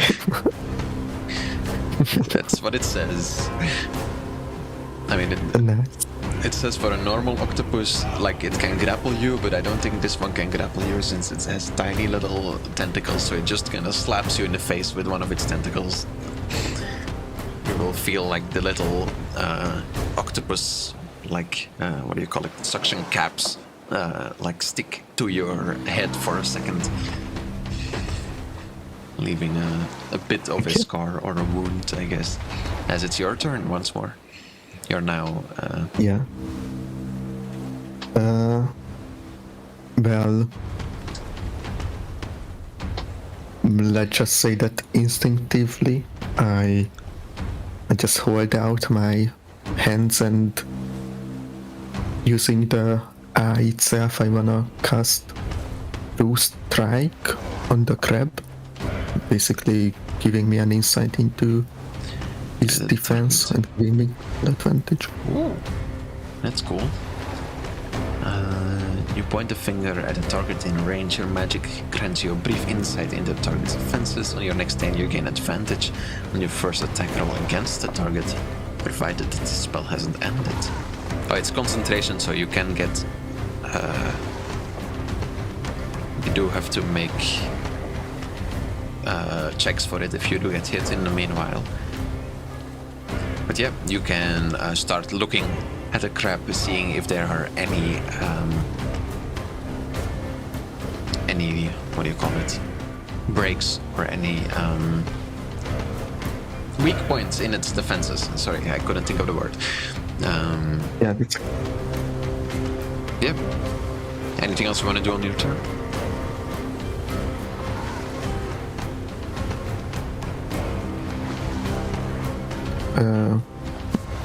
No, because that would trigger an attack on opportunity. Okay. So that's... I'll use this token for the octopus, but it's a lot cuter than the picture. Okay. Okay. I assume that your followers are still running towards you. They will reach you by next round. You can use them. And, well, as this is happening, the crab will just try to hit you once more. Wait, I'll roll for him. Once more, he will reach out with his crab, with his claw, trying to hit you.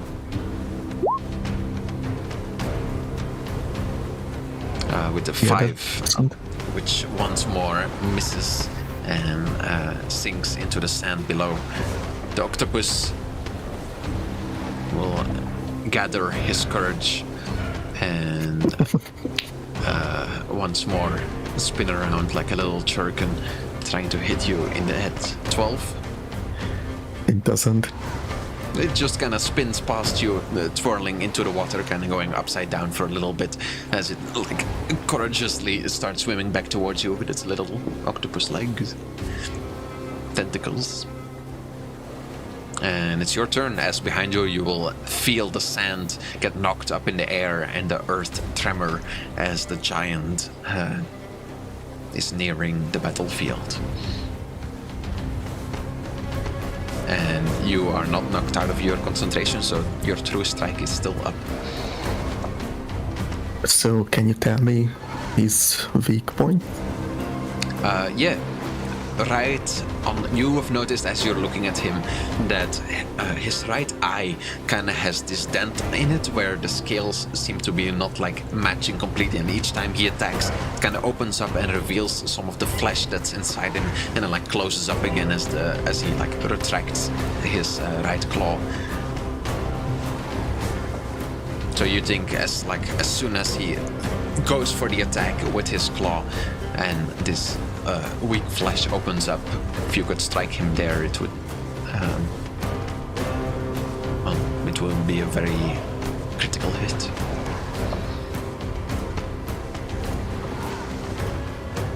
Mm-hmm. That makes sense? Yeah, it does.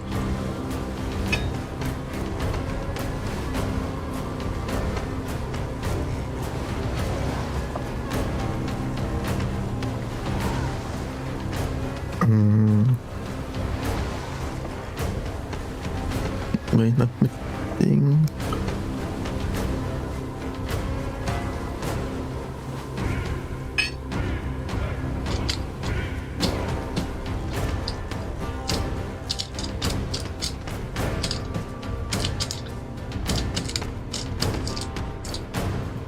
I would like to cast one of my custom spells, the Water Whip, on my main hand. Okay. I don't have it linked on D&D Beyond. Oh. Well, you can just tell me what it does. I don't have the Yeah. page open. You create a whip made out of water attached to one of your arms. The whip can target one enemy creature within 20 feet. Depending on which arm you choose, the whip has different effects. When the whip is created on your main hand, it deals 3d6 plus 3 water damage. Can be any physical type as well. And the target needs to make an intelligence saving throw. On a failed check, the target gets prone until the next round. On a successful check, it takes half damage. While the whip is in your main hand, you cannot cast any other spells except for reaction or bonus actions, and it lasts 2 rounds. Okay. Well, roll me damage then. With advantage, right? With advantage, yeah. Well, isn't it always... Doesn't it hit automatically? I actually don't know, wait. Well, it doesn't say that it needs to hit, so I assume. Yeah, I think because it says he needs to make a save and then it does half damage, so usually those are automatic Okay, hits. so I'm just rolling the damage. Yep.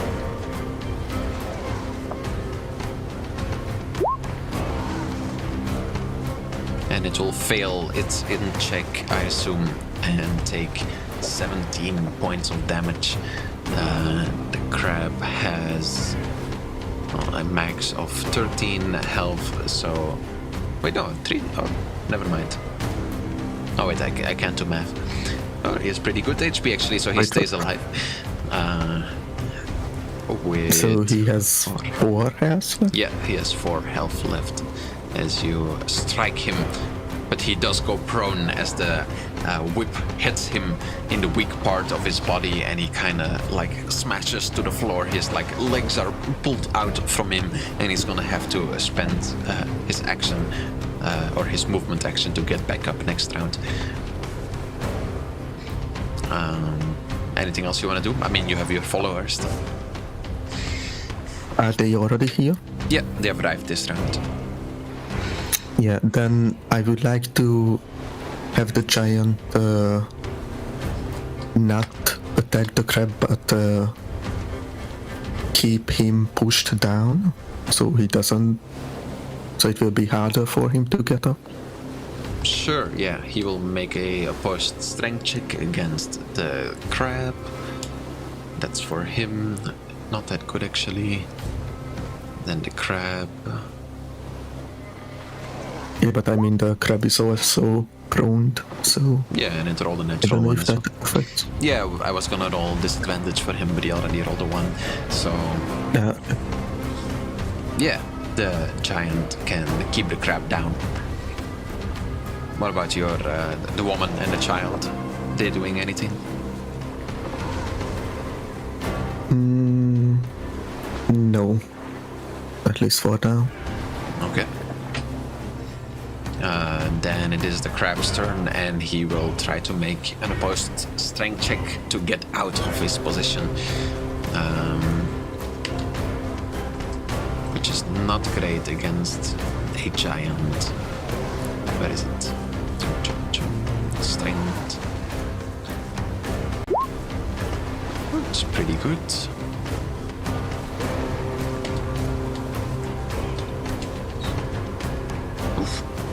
Yeah, I don't think the disadvantage counts here anymore, because he basically spends his movement action this round to get up anyway. So yeah, he resists. I mean, it's not like he's pushing the giant away, but at least he resists the giant pushing him down, and he does manage to get an attack out still.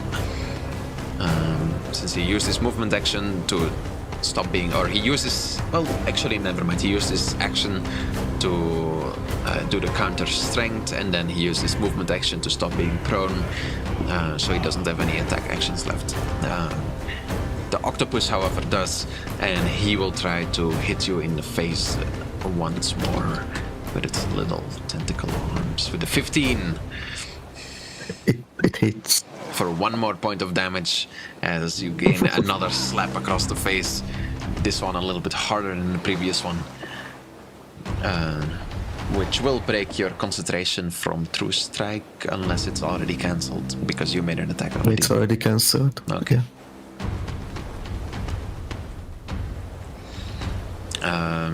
Your Okay. turn.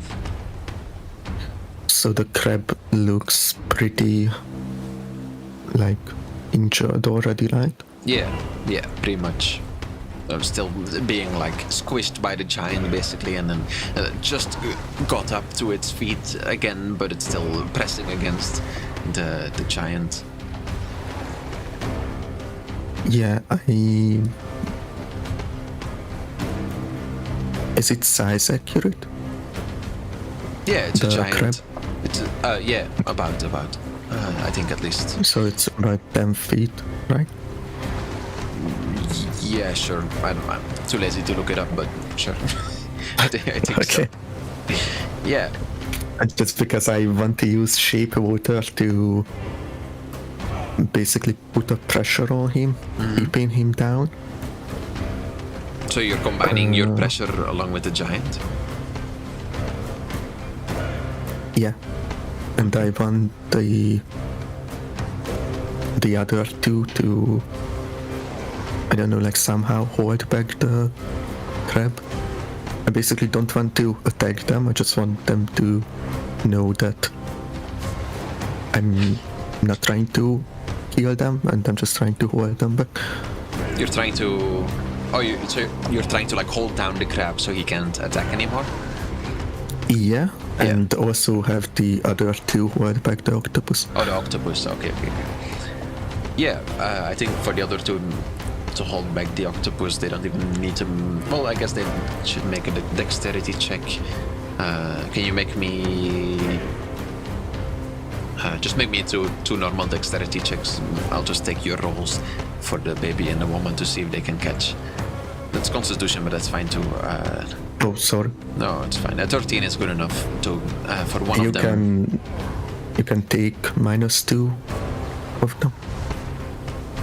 Because my dex is +1. Oh yeah, no, but it's based on their dex anyway. So, but a 13, like a base 13, is good enough for one of them to catch the octopus.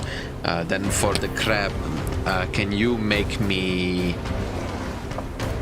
I guess, an intelligence check against the crab's strength? Well, both of you combine. I think I'll just give one last check for the crab to see if he can even get up in the first place. And otherwise, I will just consider him restrained.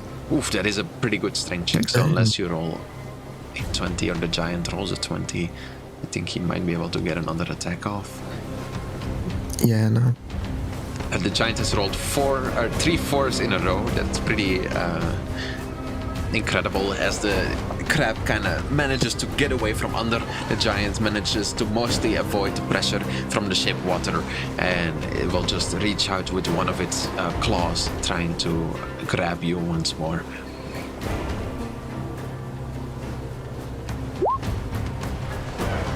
With another miss, I assume. Yeah. However, after that, it will use its movement to kind of back up in this direction. If you have anything to hit it with, you can make an attack of opportunity as well. But you can't make attack of opportunity with spell, so unless you have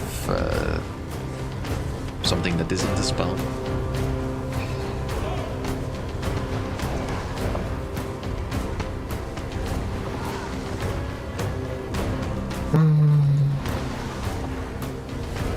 Because I could use my knife, but it would kill it instantly.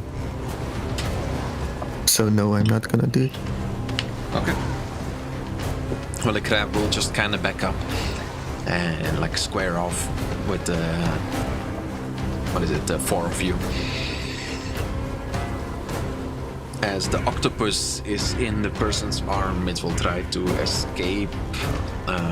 Just make me another dex check. I'll make an post dex check this time. Yeah, it managed to slip out of the person's arm and as well will head towards the crab. Well, actually, never mind. It will slip out of its arm and then go to hit you in the face one more time before. With a 3 this time, missing you and then trying to get away from you. You can make an unarmed attack at this as well if you want, because it is going into your attack of opportunity range as it slaps you and tries to get away. I assume that he has more than one health. So, yeah, I'm gonna punch him. Okay, yeah, make me an unarmed attack at him. Oof. Yep, you will hit him. Roll me damage. Yeah, it's 1. I think it's 1d4 for unarmed strike. No, but it says that it's 1. Oh, it says it's For 1. me, it doesn't. Yeah. Oh, okay. Well, you deal 1 point of damage to it, so let's see if the octopus has more than 1 HP. Yeah, you can hit it, and it will lose 1 HP, but still continue swimming. As it just kind of like it twirls around as you smack it across the face, and it just kind of like twirls through the water, still going towards the crab, but losing all control of like how to move itself for a second as it's dazed by this unexpected slap to its little face. Yeah, your turn. I feel bad for the octopus.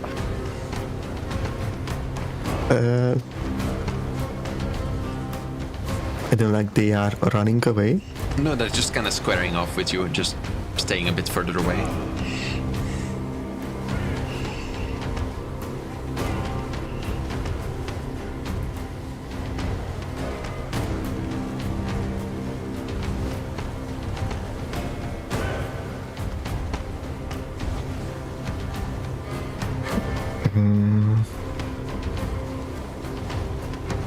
I don't know how should I let them know that I'm not trying to kill them.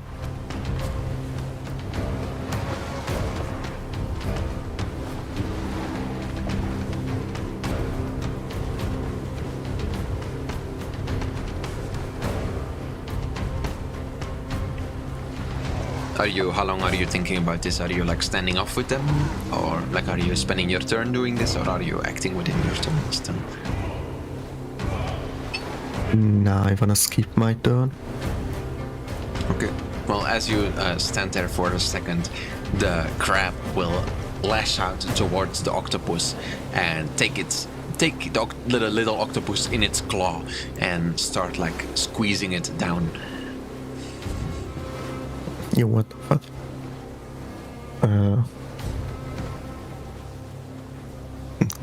Does the octopus do anything? I mean, you can see it like swirling around, trying to escape, but it's just. I mean, like, on being his pressured. turn, like, can he do any kind of strength check to get out of the clover? It's not possible. He's trying, but Yeah, as I see that, I probably wanna interfere with them.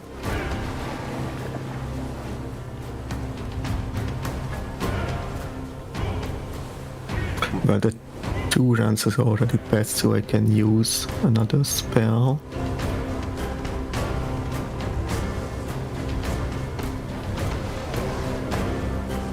I wanna use. Let me check the.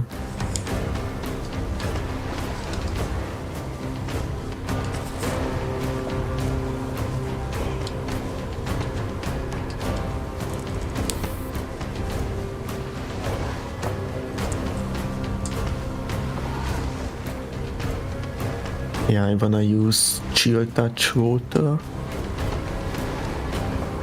on the crab. okay.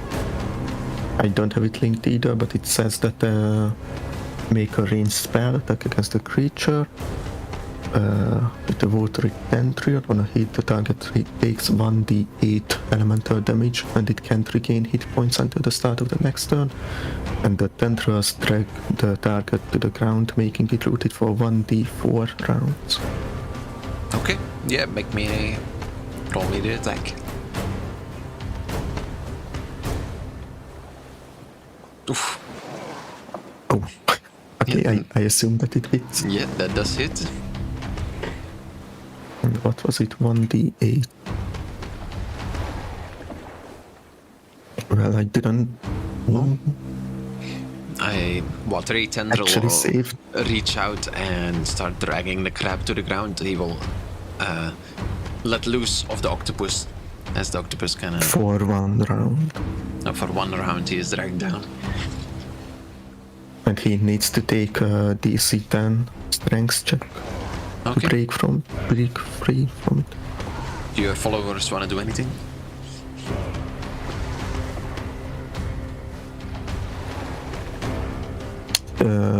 Did you say that the crab like opened his claw? Yeah, the octopus got out. No, I actually want the giant to basically, like, I don't know how to explain it, like, not like cage up the octopus, but like hold it in his hand and not letting it get out. Okay, yeah. Like when you put your hands together and things like that.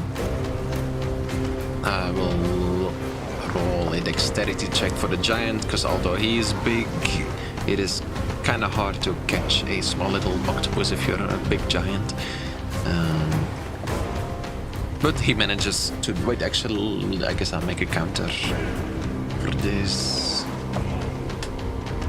Yeah, he manages to catch the octopus in his big hands. He can definitely get to him in time, and the octopus is kind of stuck in his hands.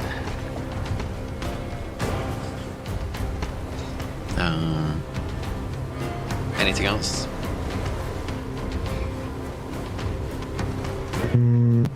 No. Okay. Then the crab will try to escape, making a strength check. He will succeed and immediately start running back towards you and going for a claw attack, hoping to finally hit one. 16, is that hit?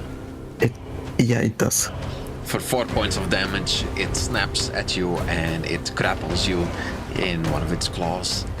You are now grappled by the crab.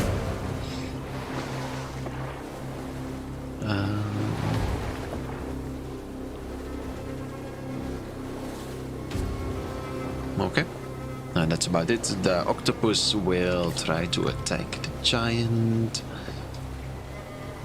An 11, which I assume does not hit the giant though. Just kind of twirling around in his hands.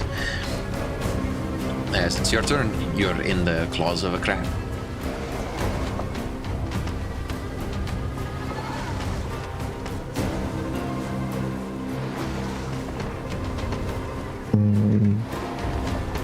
What kind of check do I need to do to break out? A strength check. A DC 11 strength check. What? You don't break out from the crab. That's not fair. It's actually a scam. And then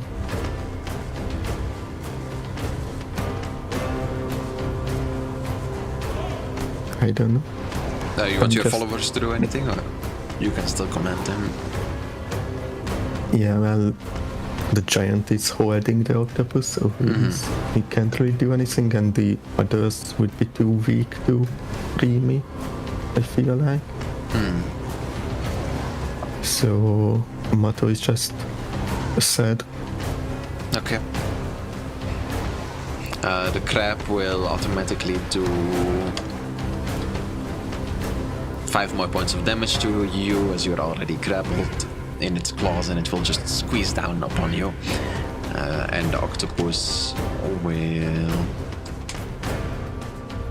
hit the giant within its hands for 1 point of damage, and we will see if the giant I will just make it a con save, but it just can't roll a 1 because that's like a tiny ass hit. Yeah, it's fine. It does not release the octopus after being hit with it a little bit. As it's your turn again. You are slowly getting squeezed down by the crab.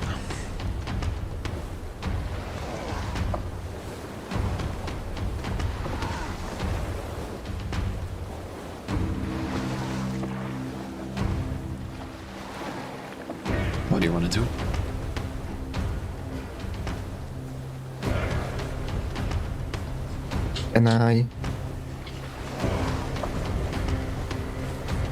Can I cast spells? Depending what they need, if it's just It's verbal. yeah, so if it's it just doesn't verbal. need hand. Verbal, then yeah. Then I'm gonna cast Misty Water. I mean, Misty is Step Water. So basically teleporting 100 feet to an unoccupied space I can see under the water. Okay. Yep, sounds good to me. You That's a normal one, I just don't have it linked. yeah. You would turn into a beam of bubbles and suddenly appear somewhere else within the water. Or you can tell me what it looks like as well as you disappear from the crab's claw. Yeah, I'm just basically being surrounded by bubbles and disappear and reappear, let's say, like above the crab. Yeah, sure.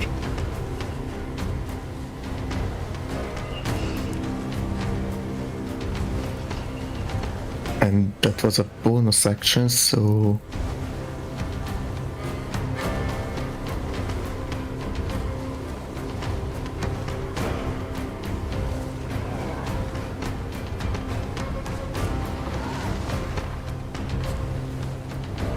can I somehow use my tentacle arm to hold the creature down?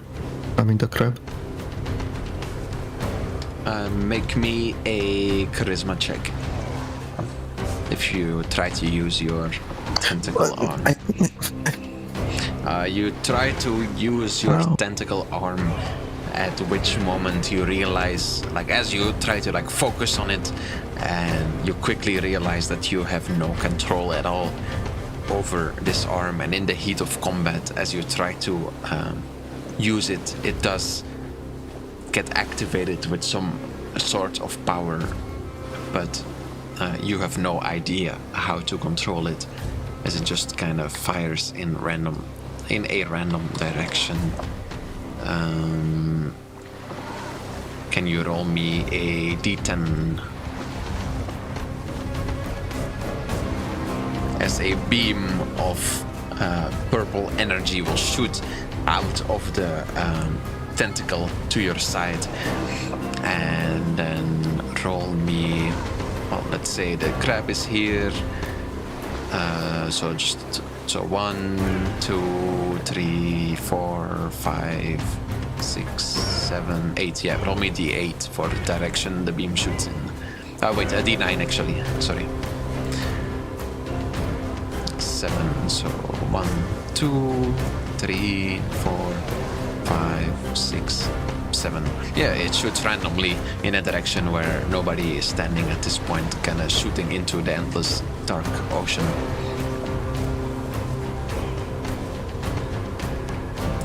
Having used your turn, unless you want to move or do anything else like that. No, I'm fine. Okay, you want your followers to do anything?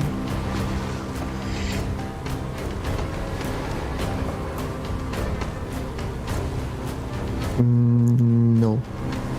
Okay. Then the crab will walk towards you and attack you once more. Slowly but surely whittling down your HP, hopefully. A 6 will miss you once more, hitting you over the head. Just barely, not grabbing you. The octopus will once more hit the giant. Let's see if the giant can remain his constrained. 8 is good enough. It's a small ass octopus. He can remain in his hands. As it's your turn. Once more, you're squaring off with the crab.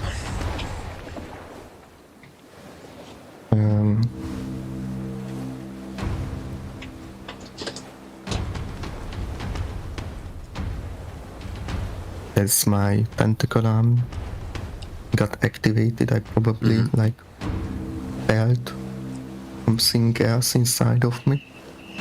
So I wanna cast Arms of Adar.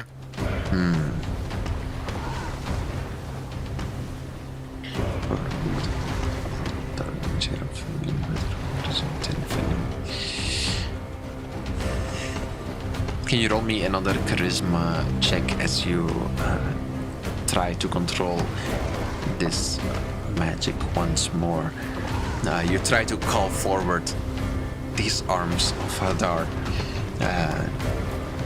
or this feeling inside you is a better way to say it, I guess. But once more, you lack the knowledge or the control over your arm or over this energy inside you to control it. And once more, it just kind of goes all over the place, which it kind of does anyway. So I think just roll me a D2 and don't roll a 1. Yeah, so the arms, as it normally does, spread out 10 feet all around you and start hitting everything and all, kind of like, well, let me see how it...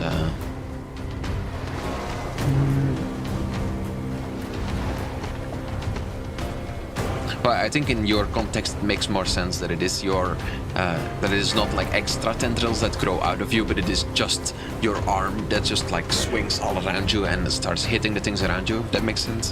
The D2 was to see if you hit yourself with it as well, but it just like swirls around you in this like beautiful, almost dance-like movement of purple energy, empowering the arm to your side, and it will in fact attack the crab as well. As you can roll me 2d6.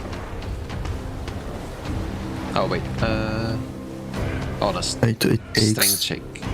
Wait, on a strength saving throw. So I guess I will just make it a strength check. Oh well, it will fail and take 2d6 necrotic damage. Which, unless you roll 2 1s, Jesus Christ. Your arm, well, like as you focus on this energy inside you that you don't really recognize, this foreign knowledge that seems to have found a way inside your body, and it feels way different than what you are used to as you try to cast, or as you try to, well, bring this energy forward. Like with your normal spells, it comes from knowledge, it comes from these things that you know, while this comes from another part of your brain that feels disconnected and almost wrong. It seems there is no resemblance of knowledge or order within this part of your brain, or this madness basically that you're calling up within yourself. Can you make me a Constitution saving throw as well as these arms, or as your arm squishes and stomps everything that is in its way, basically hitting the crab over and over and over and over until nothing of it remains but scales and crab juice that's kind of floating around you. You'll see an eye kind of floating past you.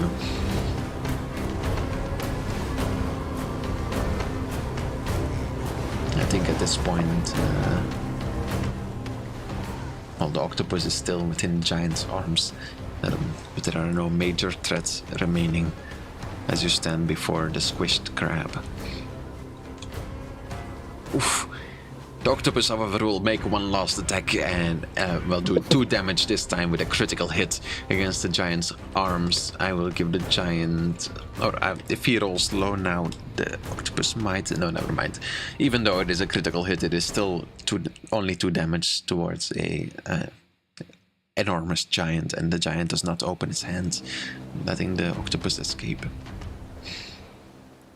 What do you want to do?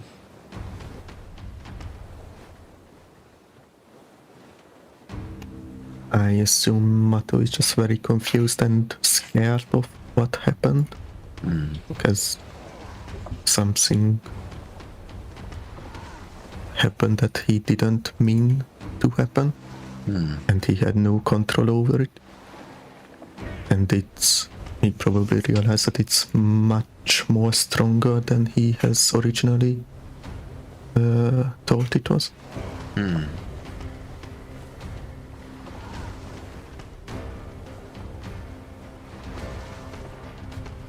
And so he basically just kind of frozen in place. Okay.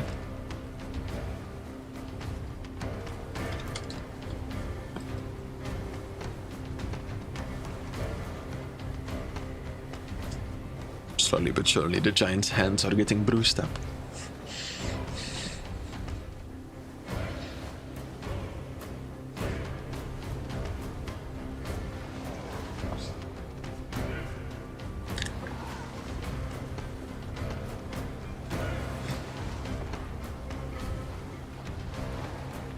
The feeling that was inside you has gone as fast as it came in the first place.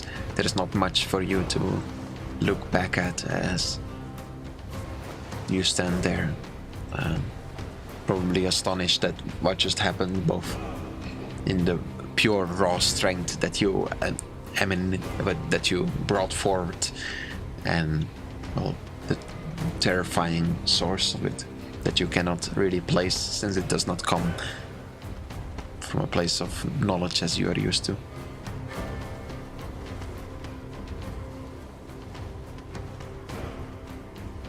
What do you want to do? You do still have a captured little octopus.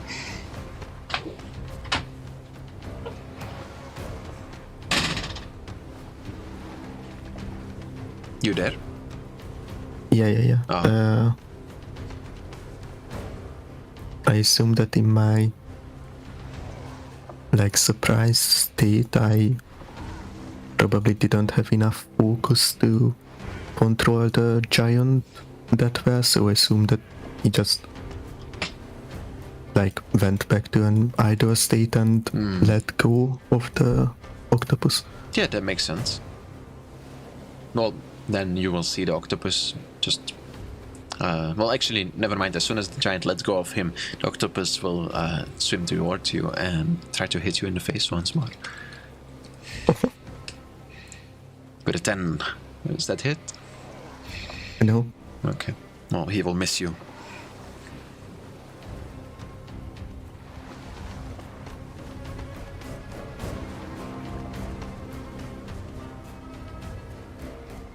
Do you want to do something, or...?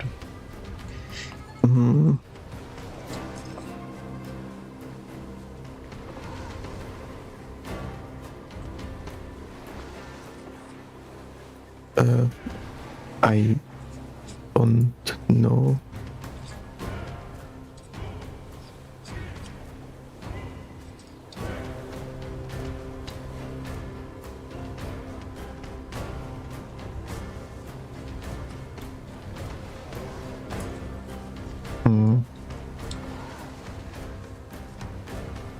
Can I just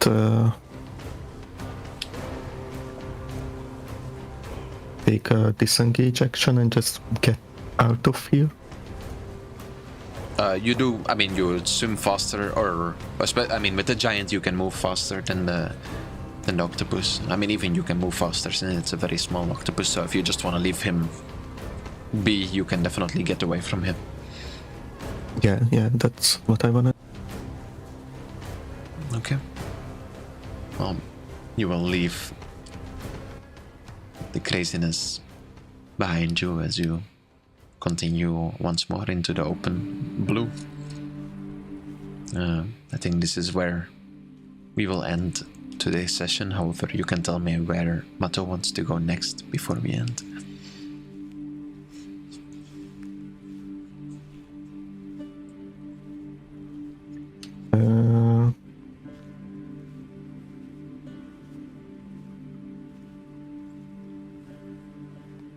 Okay, now I remember what the green dice were, so I wanna go towards here. So You wanna go there. Okay. I assume I can still only go one up or one down. Yeah, that's right. Yeah. So yeah, I will wanna go. Okay. What's or before we end, can you tell me what's going through Mato's mind after having experienced this encounter? He's probably very confused and mainly scared of himself, or the part of himself that he doesn't understand yet. But I assume that he will wanna experiment more with it, so would eventually learn to control it better without this power taking control of himself. I mean, of Mato. Yeah, I think I do want to specify that although it does feel kind of parasitic, it's more like, how should I say? I don't know. I feel like the closest you can imagine as like a human is maybe if you're like using, say you're in a car and then you're like steering left and your car goes to the right. Like it's not like your body is doing, you don't, it's not like you don't have control over your body, but somehow this thing that you want to control suddenly goes in like a way that you don't expect it to, if that makes sense. Which in this case the car is kind of the arm that you have now, which you didn't have control over in the first place, and now it just seems like, although you feel like you should know how to, like you feel like the instinct is there in your head on just how to control this arm, it doesn't seem to listen to you in the way that you might want it to. But it's not like your entire body is taken over by this or your entire brain is infected by this, if that makes sense. It's just like focused on this specific part of your body that you don't seem to have any control over. Does that make sense? Yeah, it does. I mean, it makes sense. Okay. But it still makes sense that that's scary for him, I think. How does he feel about the octopus that was once his, like is he just confused at everything that happened, or does he have some like idea of why or what just happened, or is with everything else going on, is that the last thing he's kind of thinking about? Well, I know that the octopus left me after, maybe I'm not right, but after what happened at the Temple of Helia.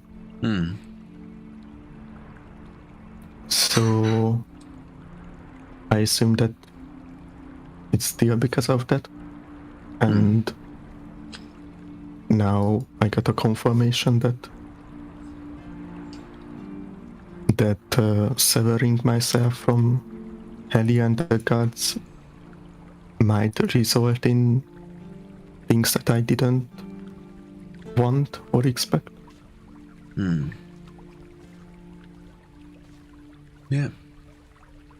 And how is he kind of interpreting those, that part of him, or that he didn't realize was him, but that part of him that he met before, especially knowing that it would leave him if he were to harm any who don't deserve it? How does he kind of Does he feel like, oh, I do that anyway, or is he like actively thinking about that, like, oh, I don't want to lose this power, so now I'm like when you're fighting the crab, are you like, oh, does this crab deserve it, or are you just assuming that that won't happen? How big of a role is that kind of playing in his head? Yeah, I feel like it's always been part of Mato, but after what happened, it's more like I'm like, before I make any kind of decision related to that, I will think about this moment. How I don't want to lose myself, basically. Yeah, that's very well put, I think. Okay, I think that is where we will end. Thank you for anyone in the future who watches this somewhere when I'm like 105 or something. Yeah. Goodbye, stream.